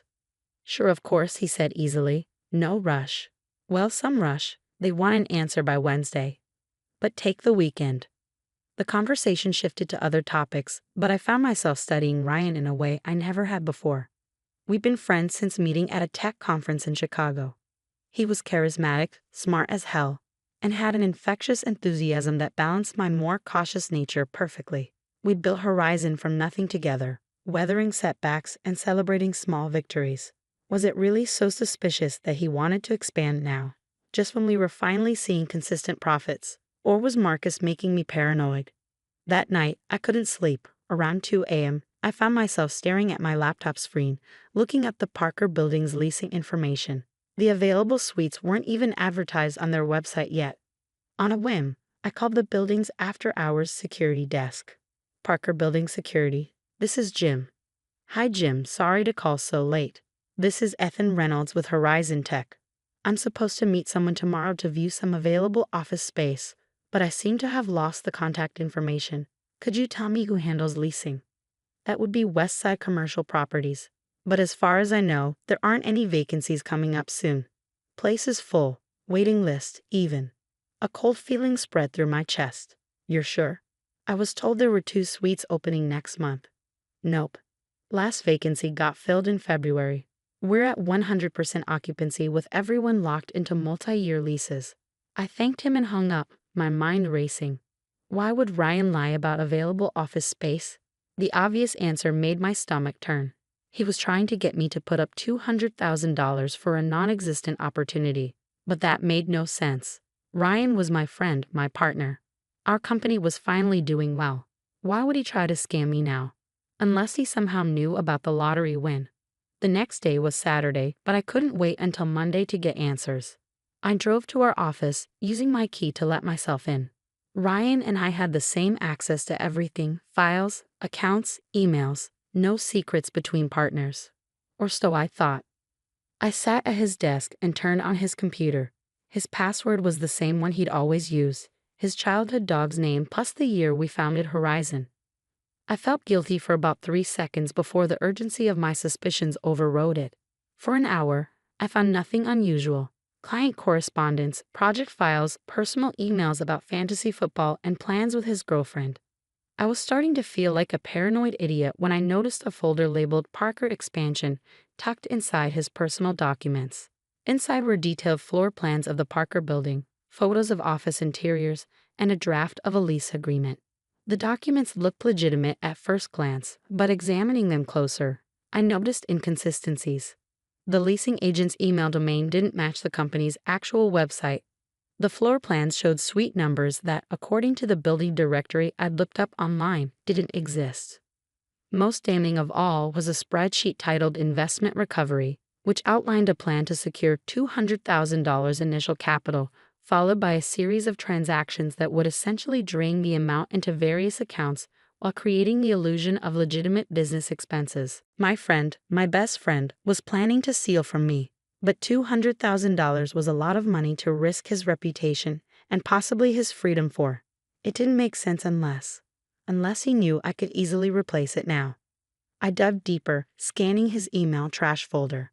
There it was, an email from 3 days ago with the subject line, R.E. Reynolds Lottery Confirmation. It had been forwarded from someone at the State Lottery Commission's office to Ryan's personal email. Someone at the commission had leaked my win to Ryan. The email was brief. Confirmed.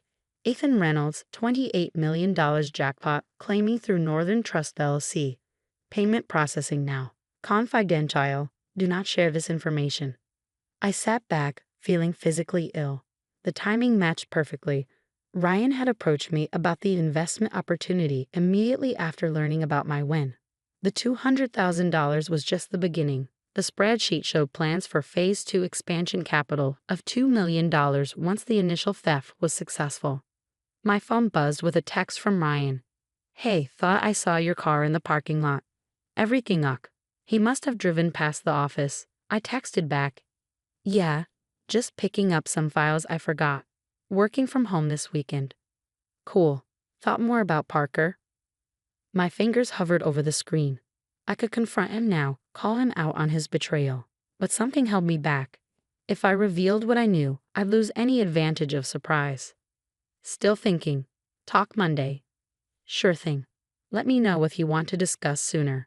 I gathered evidence from his computer, taking screenshots and sending them to my personal email before carefully closing everything and shutting down his system. Then I called Marcus.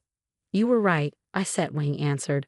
Ryan knows about the money, and he's trying to scam me. Marcus didn't gloat or say, I told you so. Instead, he asked the practical question. What are you going to do about it? That was the million-dollar question, or in this case, the $28 million question. I spent the rest of the weekend in a daze, alternating between grief over the friendship I'd clearly misunderstood and cold anger at the calculated betrayal. By Sunday night, with input from Marcus and my lawyer, I had a plan. Monday morning, I arrived at the office early before Ryan typically showed up. I gathered the entire team, all 12 of our employees, in the conference room. I have some significant company news to share, I began, watching their curious faces. Horizon is about to undergo a major reorganization. I explained that I would be buying out Ryan's ownership stake and that he would no longer be part of the company, effective immediately. The stunned silence was broken by confused questions, which I answered as diplomatically as possible without revealing the full extent of Ryan's planned betrayal. Ryan has decided to pursue other opportunities, I said, the corporate euphemism tasting bitter on my tongue. I'll be assuming full leadership of Horizon moving forward, with some exciting growth plans I'll share in the coming weeks. As the team filed out, still murmuring among themselves, I prepared for the confrontation I knew was coming. Sure enough, Ryan burst through the office door 20 minutes later, face flushed with anger. What the hell, Ethan? You're forcing me out, after everything we've built together. I gestured to my office. Let's talk privately. Once the door closed behind us, I turned to face the man I trusted more than anyone except my family. I know about the Parker Building scam, Ryan. I know about the fake lease, the plan to drain the $200,000, and the phase 2 where you'd go after $2 million more. The color drained from his face. I don't know what you're talking about. I also know you found out about my lottery win. I continued calmly. Someone at the commission leaked it to you 3 days ago. Ryan's expression shifted from shock to denial to calculating silence as he realized how thoroughly he'd been caught. It wasn't personal, he finally said, his voice quiet. It was just business. Stealing from your best friend is just business. He shrugged, his facade crumbling. You were going to be set for life. 28 million, Ethan. Do you know what I could do with even a fraction of that? All those years we struggled, barely making payroll, eating ramen while refinancing my apartment, and suddenly you hit the jackpot. Where's my reward for sticking with you with this company? Your reward is your ownership stake in a now profitable business that we built together, I said, my voice hardening. At least it was. I slid a document across my desk. This is my offer to buy out your 40% ownership of Horizon. It's generous, more than fair based on current valuation. Sign it and we're done. No criminal charges, no public exposure of what you tried to do. Ryan glanced at the figure, his eyebrows raising despite himself.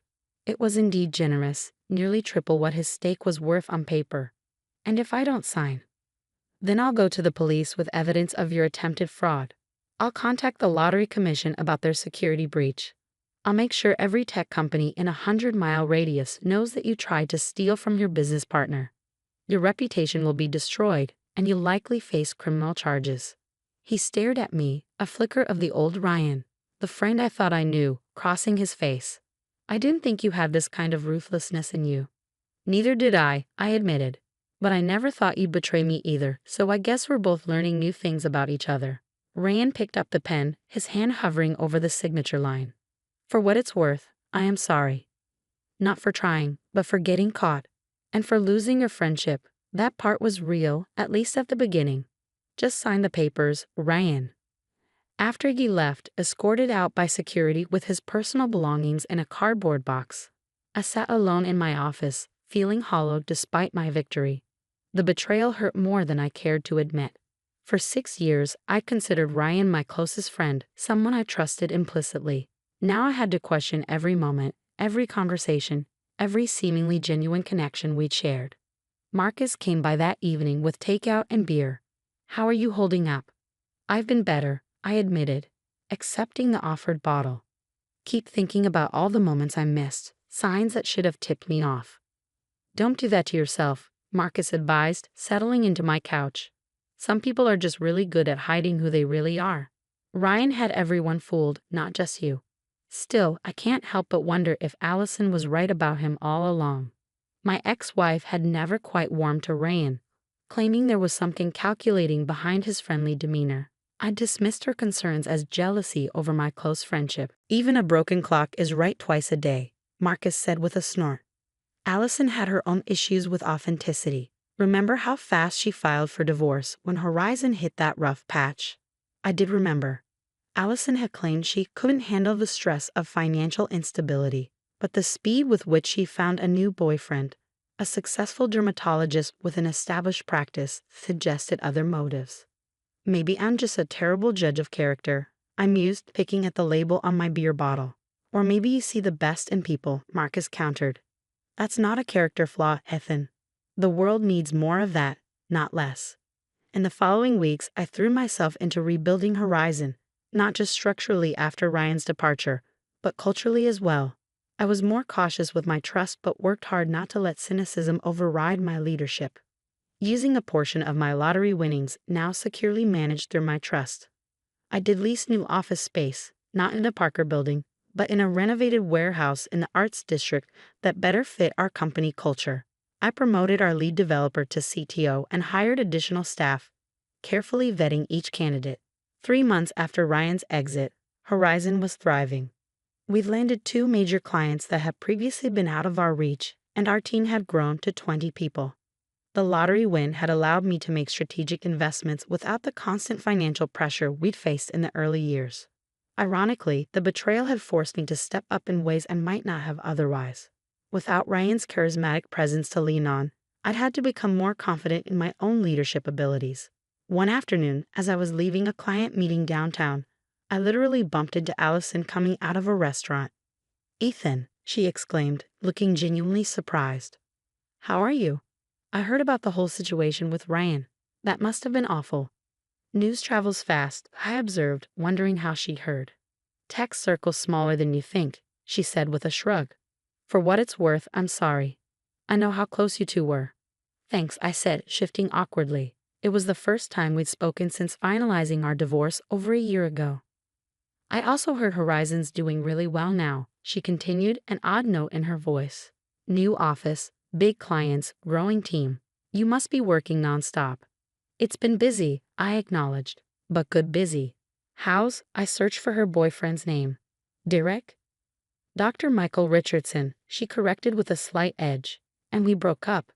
"Creative differences," she laughed lightly, touching my arm. "I've actually been thinking about you lately, wondering if we gave up too easily. We had some good times, didn't we?" I studied her perfectly styled hair, designer outfit, and carefully applied makeup.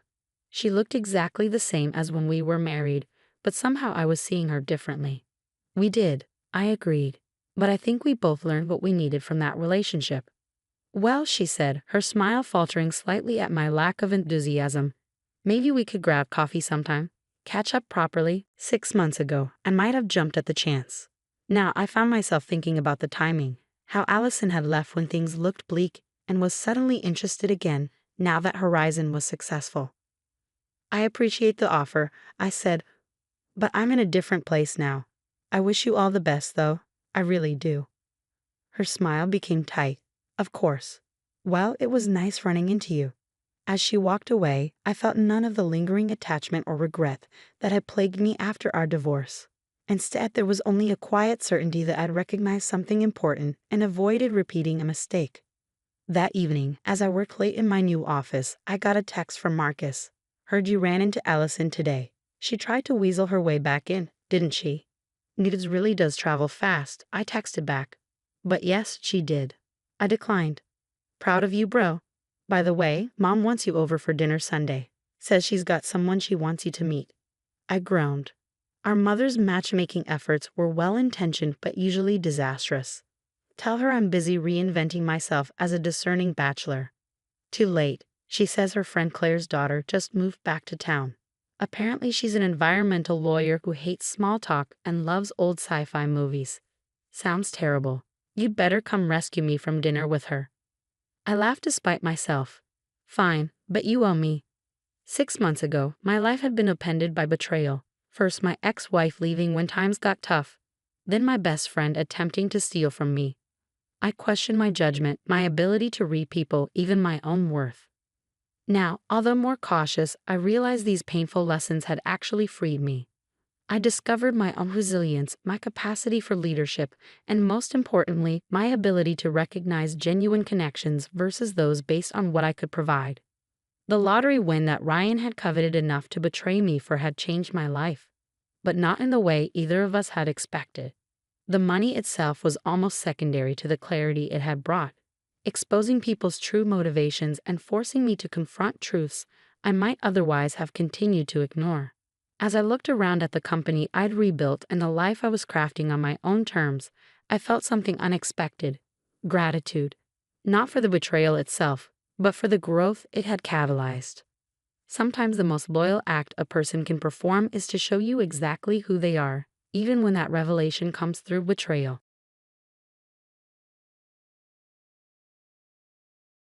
You need to be careful about Vanessa. My grandmother warned me over dinner at her sprawling estate. Her hands, weathered by 92 years but still steady, clasped mine across the antique oak table. "I've seen how she looks at you when she thinks no one's watching. That girl isn't in love with you, Alex. She's in love with what you represent." I pulled my hands away, feeling the familiar irritation rise. For 2 months, Grandma Rose had been making these comments about my fiancé, and I was tired of defending our relationship. "Grandma, not everyone is a gold digger," I said, trying to keep my voice patient. "Vanessa loves me for who I am. She didn't even know about the family money when we met. Grandma Rose raised one perfectly arched eyebrow, a skill she'd mastered over nearly a century of seeing through people's facades. Is that what she told you? That she had no idea the Harringtons own half of Boston's waterfront properties and have a foundation with their name on it. We met at a charity event for underprivileged kids. I explained for what felt like the 100th time. She was volunteering just like me. At a gala hosted by the Harrington Foundation, Grandma pointed out, wearing a dress that costs more than most people's monthly rent while volunteering. She has her own money, I defended. Her design business is doing well. So well that she needed to move into your penthouse within 3 months of dating. Grandma Rose sighed, her eyes softening. Alex, I'm not trying to ruin your happiness. I just don't want you to make the same mistake your father made with Clarissa. I flinched at the mention of my stepmother, who had indeed divorced my father after 5 years, walking away with a settlement that had made headlines in the Boston Globe. But Vanessa wasn't Clarissa. My fiancé was warm, supportive, and genuinely interested in my work at the foundation, work that had nothing to do with the family fortune. Vanessa isn't like that, I insisted. Besides, I'm not Dad. I can tell when someone is being genuine. Grandma Rose looked unconvinced. Perhaps you can, but humor an old woman and consider a small test. A test? I repeated. What kind of test? Nothing drastic, she said, a familiar glint of mischief in her eyes. Just a little scenario to see Vanessa's true colors. I should have walked away then. Should have dismissed my grandmother's concerns as the paranoia of a woman who had seen too many people try to get close to her family for the wrong reasons. Instead, I leaned forward. What did you have in mind? 2 weeks later, I was beginning to regret agreeing to Grandma Rose's plan. Vanessa and I were having dinner at Maison Laurent, the 5-star French restaurant where I proposed 6 months earlier. I'd been distracted all evening, mentally rehearsing the script Grandma Rose had helped me prepare. Alex, are you okay? Vanessa asked, reaching across the table to touch my hand. Her engagement ring, a 5-carat diamond that had been in my family for generations, caught the light. You've barely touched your food. This was it, the moment of truth. Actually, I began, lowering my voice. I've had some unsettling news. Concern immediately filled her eyes. What is it? Is someone sick? No, nothing like that, I assured her. It's about the family business. Vanessa leaned closer, her voice dropping to match mine. What about it?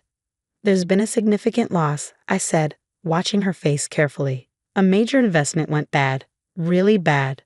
The lawyers say we might lose almost everything. For a moment, Vanessa's expression froze. Then she squeezed my hand. Oh, Alex, that's terrible.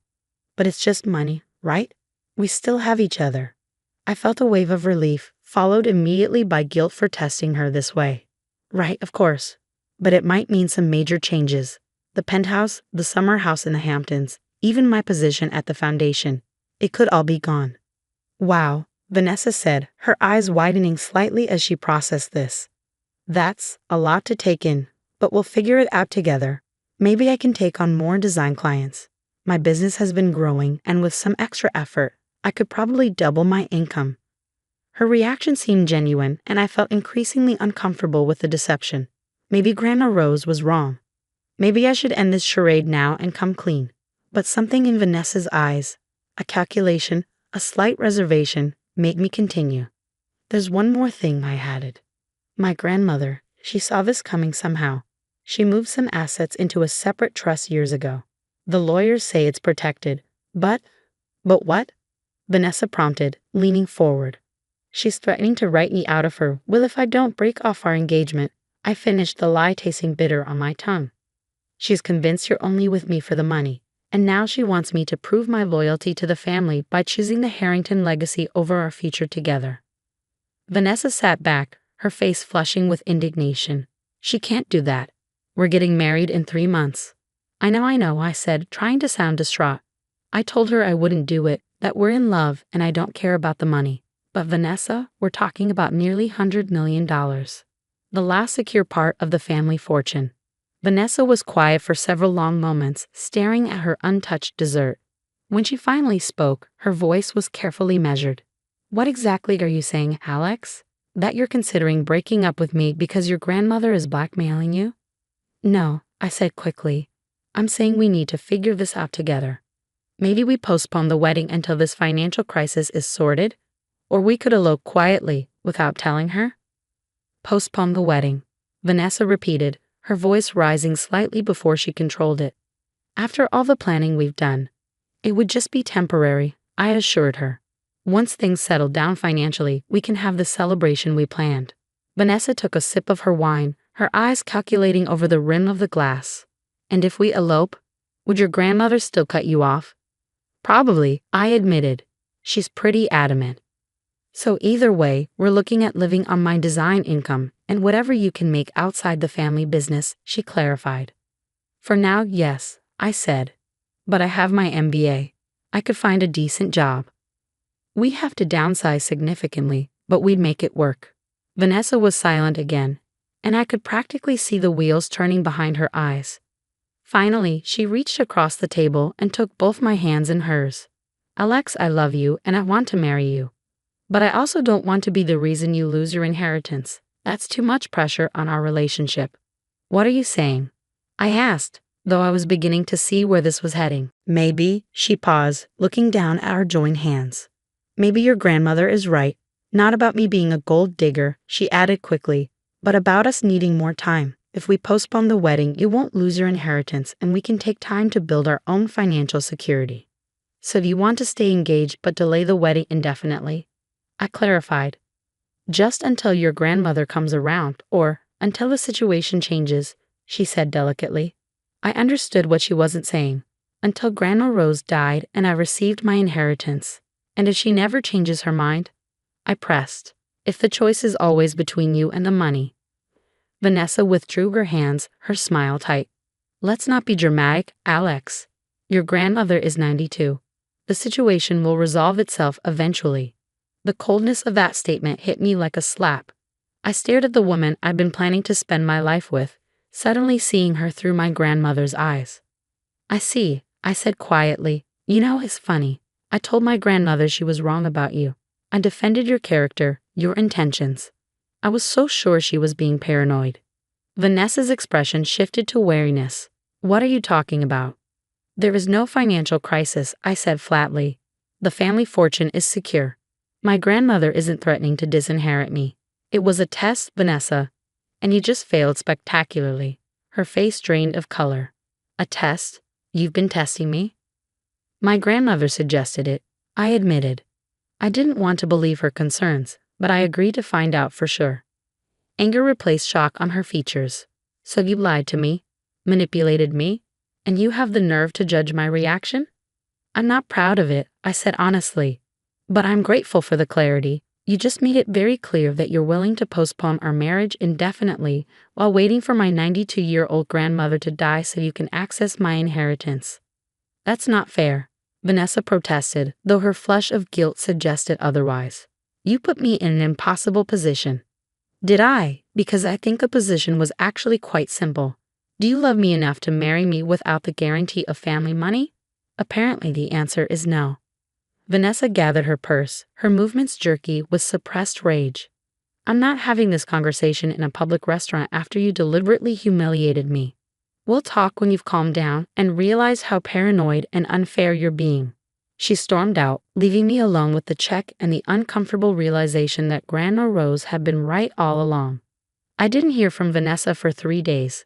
No calls, no texts, no errant visits to the penthouse she still technically lived in but had been conspicuously absent from.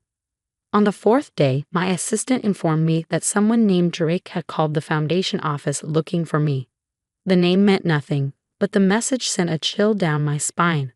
He said to tell you that if you want to know the truth about Vanessa Clark, you should meet him at the Harbor Pub tonight at 8. Against my better judgment, I went. The Harbor Pub wasn't the kind of place you'd find at Harrington. It was dimly lit, smelled of stale beer, and catered to the working-class folks who maintained the yachts rather than those who owned them.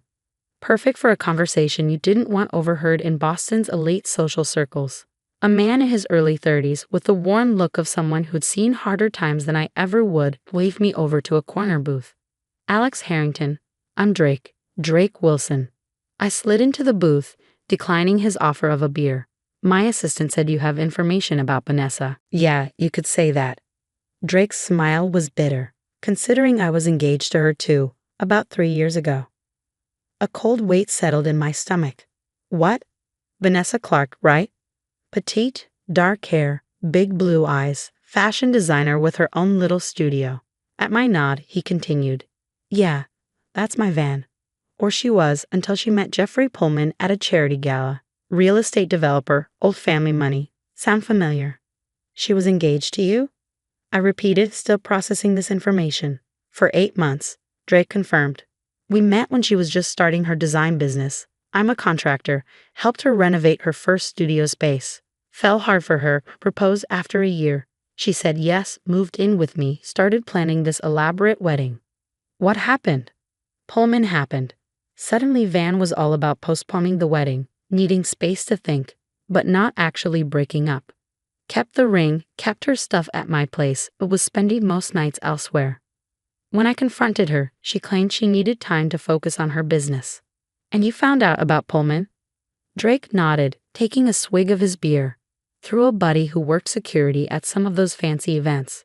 Showed me pictures of them together. When I confronted her again, she finally admitted it, said she found a connection she couldn't ignore. His laugh was hollow. 2 months later, she was wearing Pullman's ring, living in his mansion in Cambridge. What happened with Pullman? I asked, though I was starting to see the pattern. From what I heard, they were together about a year. Then he had some financial setbacks, nothing catastrophic, but enough that the massive wedding they'd been planning had to be scaled back. Suddenly Vanessa discovered that they had rushed into things and needed space. Returned the ring via courier and was spotted at the Gardner Museum fundraiser the next week, scoping out her next target. Drake leaned forward. That was you, wasn't it? The Gardner event last spring. I nodded numbly, remembering how Vanessa had approached me at the bar, commenting on my donation speech with such seemingly genuine admiration. Why are you telling me this? I asked finally. Drake shrugged. Heard through the grapevine that she was engaged to a Harrington. Figured you should know what you're dealing with. I'd have appreciated a warning before she took a year of my life. After verifying Drake's story through some discreet inquiries, I called my grandmother. Her satisfaction at being right was tempered by genuine concern for me. I'm sorry, Alex. I truly am. I took no pleasure in being correct about her. I know, Grandma, I sighed. But how do I handle this? She still has most of her things at my place, including the ring. There was a long pause, then Grandma Rose said, I might have an idea. Something that will ensure Vanessa Clark never tries this scheme again, with you or anyone else. My grandmother's plan was elegant in its simplicity, requiring just a few strategic phone calls and one more deception, which seemed fair, given the circumstances. 3 days later, Vanessa finally returned to the penthouse. She entered using her key, calling out tentatively, Alex, can we talk? I was waiting in the living room, looking appropriately contrite. Vanessa, I was beginning to think you weren't coming back. She set down her purse, her expression a perfect blend of hurt and forgiveness. I needed time to process the fact that you didn't trust me. That was deeply painful.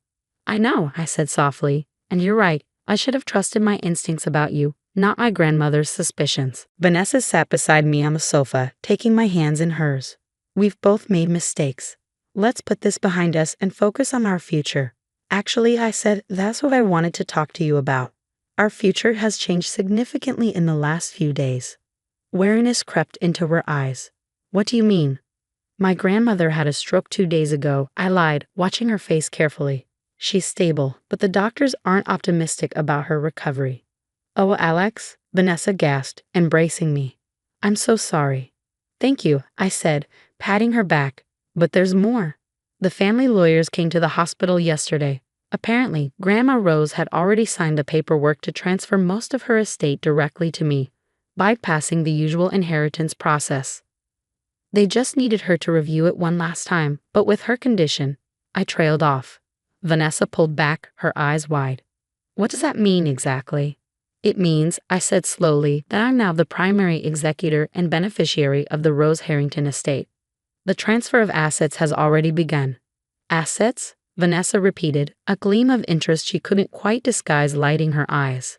The Rose Harrington Trust is worth approximately $340 million, I said, naming a figure that was actually less than half the true amount. And now it's mine to manage. Vanessa was quiet for a moment, processing this information. Then she squeezed my hands. This is a lot of responsibility to take on while you're grieving. But I'll be right here beside you, supporting you through it all. Will you? I asked, my voice soft. Of course, she assured me, brushing her lips against mine. We're partners, remember? For better or worse. I kissed her back briefly, then stood and walked to the window overlooking the Boston skyline. You know, it's funny. A week ago, when I thought I might lose everything, you were suggesting we postpone our wedding indefinitely. That was a misunderstanding, Vanessa said quickly. I was just trying to respect your family's wishes. And now, I turned to face her. Now that my grandmother is incapacitated and I've inherited her fortune, you're suddenly ready to stand by my side again? Vanessa's expression hardened slightly.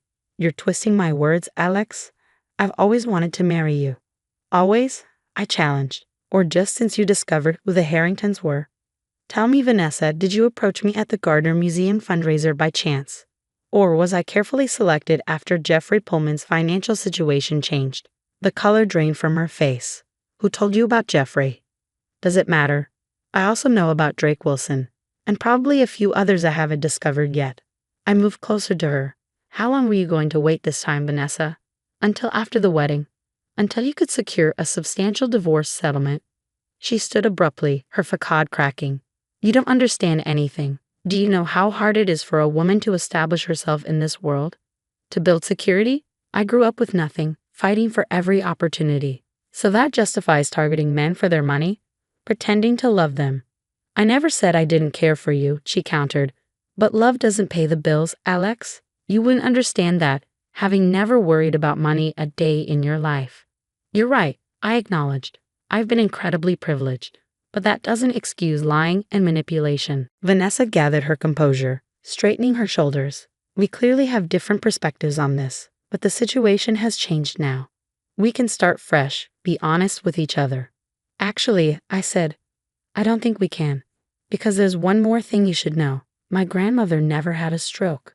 The estate hasn't been transferred. It was another test, Vanessa. And once again, you failed. Her expression contorted with rage. You manipulative bastard, you set me up. I gave you a chance to prove my grandmother wrong, I corrected.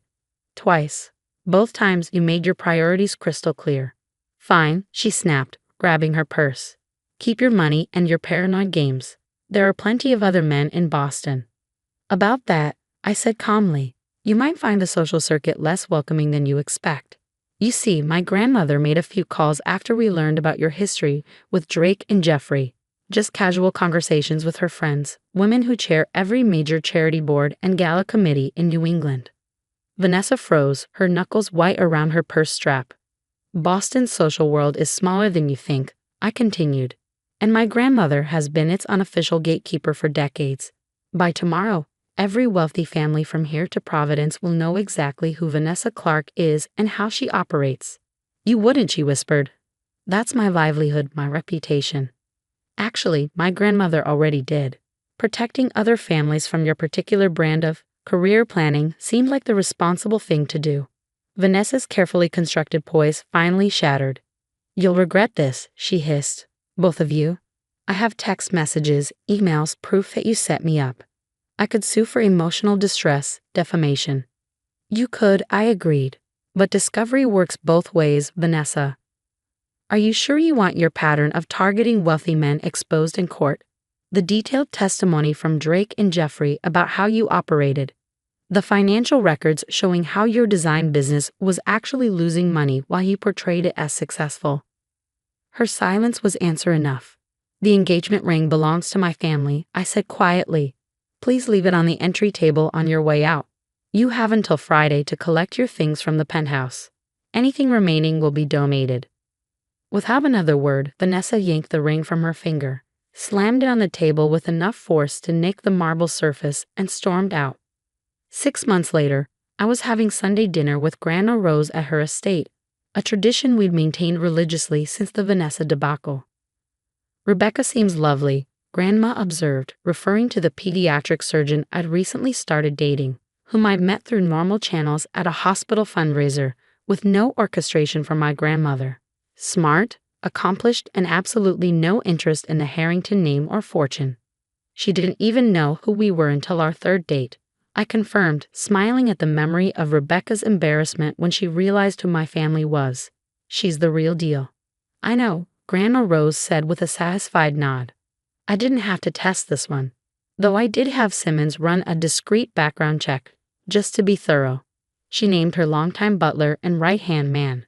Grandma. I protested, though I wasn't really surprised. Don't grandma me, she retorted. After what happened with Vanessa, a little caution is warranted. Besides, the check came back spotless. Rebecca Winters comes from a middle-class family in Worcester, put herself through medical school, and has dedicated her career to pediatric oncology. She donates 15% of her income to cancer research and has no suspicious relationship patterns. I shook my head, amused despite myself. Has anyone ever told you that you missed your calling as a private investigator? Who says I missed it? Grandma Rose's eyes twinkled. How do you think I've kept this family's reputation intact for 7 decades? Certainly not by being naive about people's intentions. I raised my wine glass in acknowledgement. To your wisdom, then. I should have listened sooner. You listened when it counted, she said, her expression softening. And you learned a valuable lesson that will serve you well when you eventually take stewardship of the family legacy. That people can be deceptive and greedy. I asked. That true character reveals itself under pressure, she corrected. In comfort and prosperity, anyone can appear virtuous. It's what people do when faced with loss or hardship that shows you who they really are. As we continued our dinner, I reflected on how close I'd come to making a catastrophic mistake with Vanessa. The woman I thought loved me had only loved what I represented: status, security, wealth. And she'd been willing to wait indefinitely for my elderly grandmother to die to secure it. I'd learned that money, while providing comfort and opportunity, also complicates human connections. It can mask genuine affection and distort relationships in ways that aren't always immediately obvious. But I'd also learned something about myself. Despite growing up with every privilege, I value truth and authenticity more than status or appearance. And thanks to my grandmother's wisdom, meddling as it sometimes seemed, I'd discovered that principle before making a mistake I couldn't undo. By the way, Grandma Rose said casually, interrupting my thoughts, I ran into Vanessa Clark last week. I nearly choked on my wine. What? Where? At Bergdorf's. She's working as a sales associate in the designer section. Grandma sipped her water calmly. Apparently, her design business suffered some unexpected setbacks after our little intervention. She wasn't pleased to see me. I imagine not, I said, feeling a pang of something, not quite regret, but acknowledgement of how dramatically Vanessa's life had changed. Do you ever feel bad about what we did? Grandma Rose set down her glass, her expression serious. Do I regret protecting my grandson from a woman who saw him as nothing more than an ATM with a familiar last name? Who was willing to wait for me to die so she could access my money? Not for a moment. She patted my hand. We didn't ruin Vanessa Clark. We simply ensured she couldn't ruin anyone else the way she planned to ruin you. As harsh as it sounded, I knew she was right. The inheritance trap Vanessa had set for me had ultimately snapped shut on her instead. And while I took no pleasure in her downfall, I was profoundly grateful for the wisdom that had saved me from making what would have been the most expensive mistake of my life, financially and emotionally. Now, Grandma Rose said, returning to her usual brisk efficiency, when are you bringing Rebecca for dinner? I want to meet this girl properly. Soon? I promise, smiling at her transparent attempt to move my love life forward. But no tests this time, Grandma. No fake financial crisis or stroke scenarios. She raised her hand in a solemn vow. No tests. But I reserve the right to ask invasive questions. It's a grandmother's prerogative. I laughed, raising my glass again. I wouldn't have it any other way.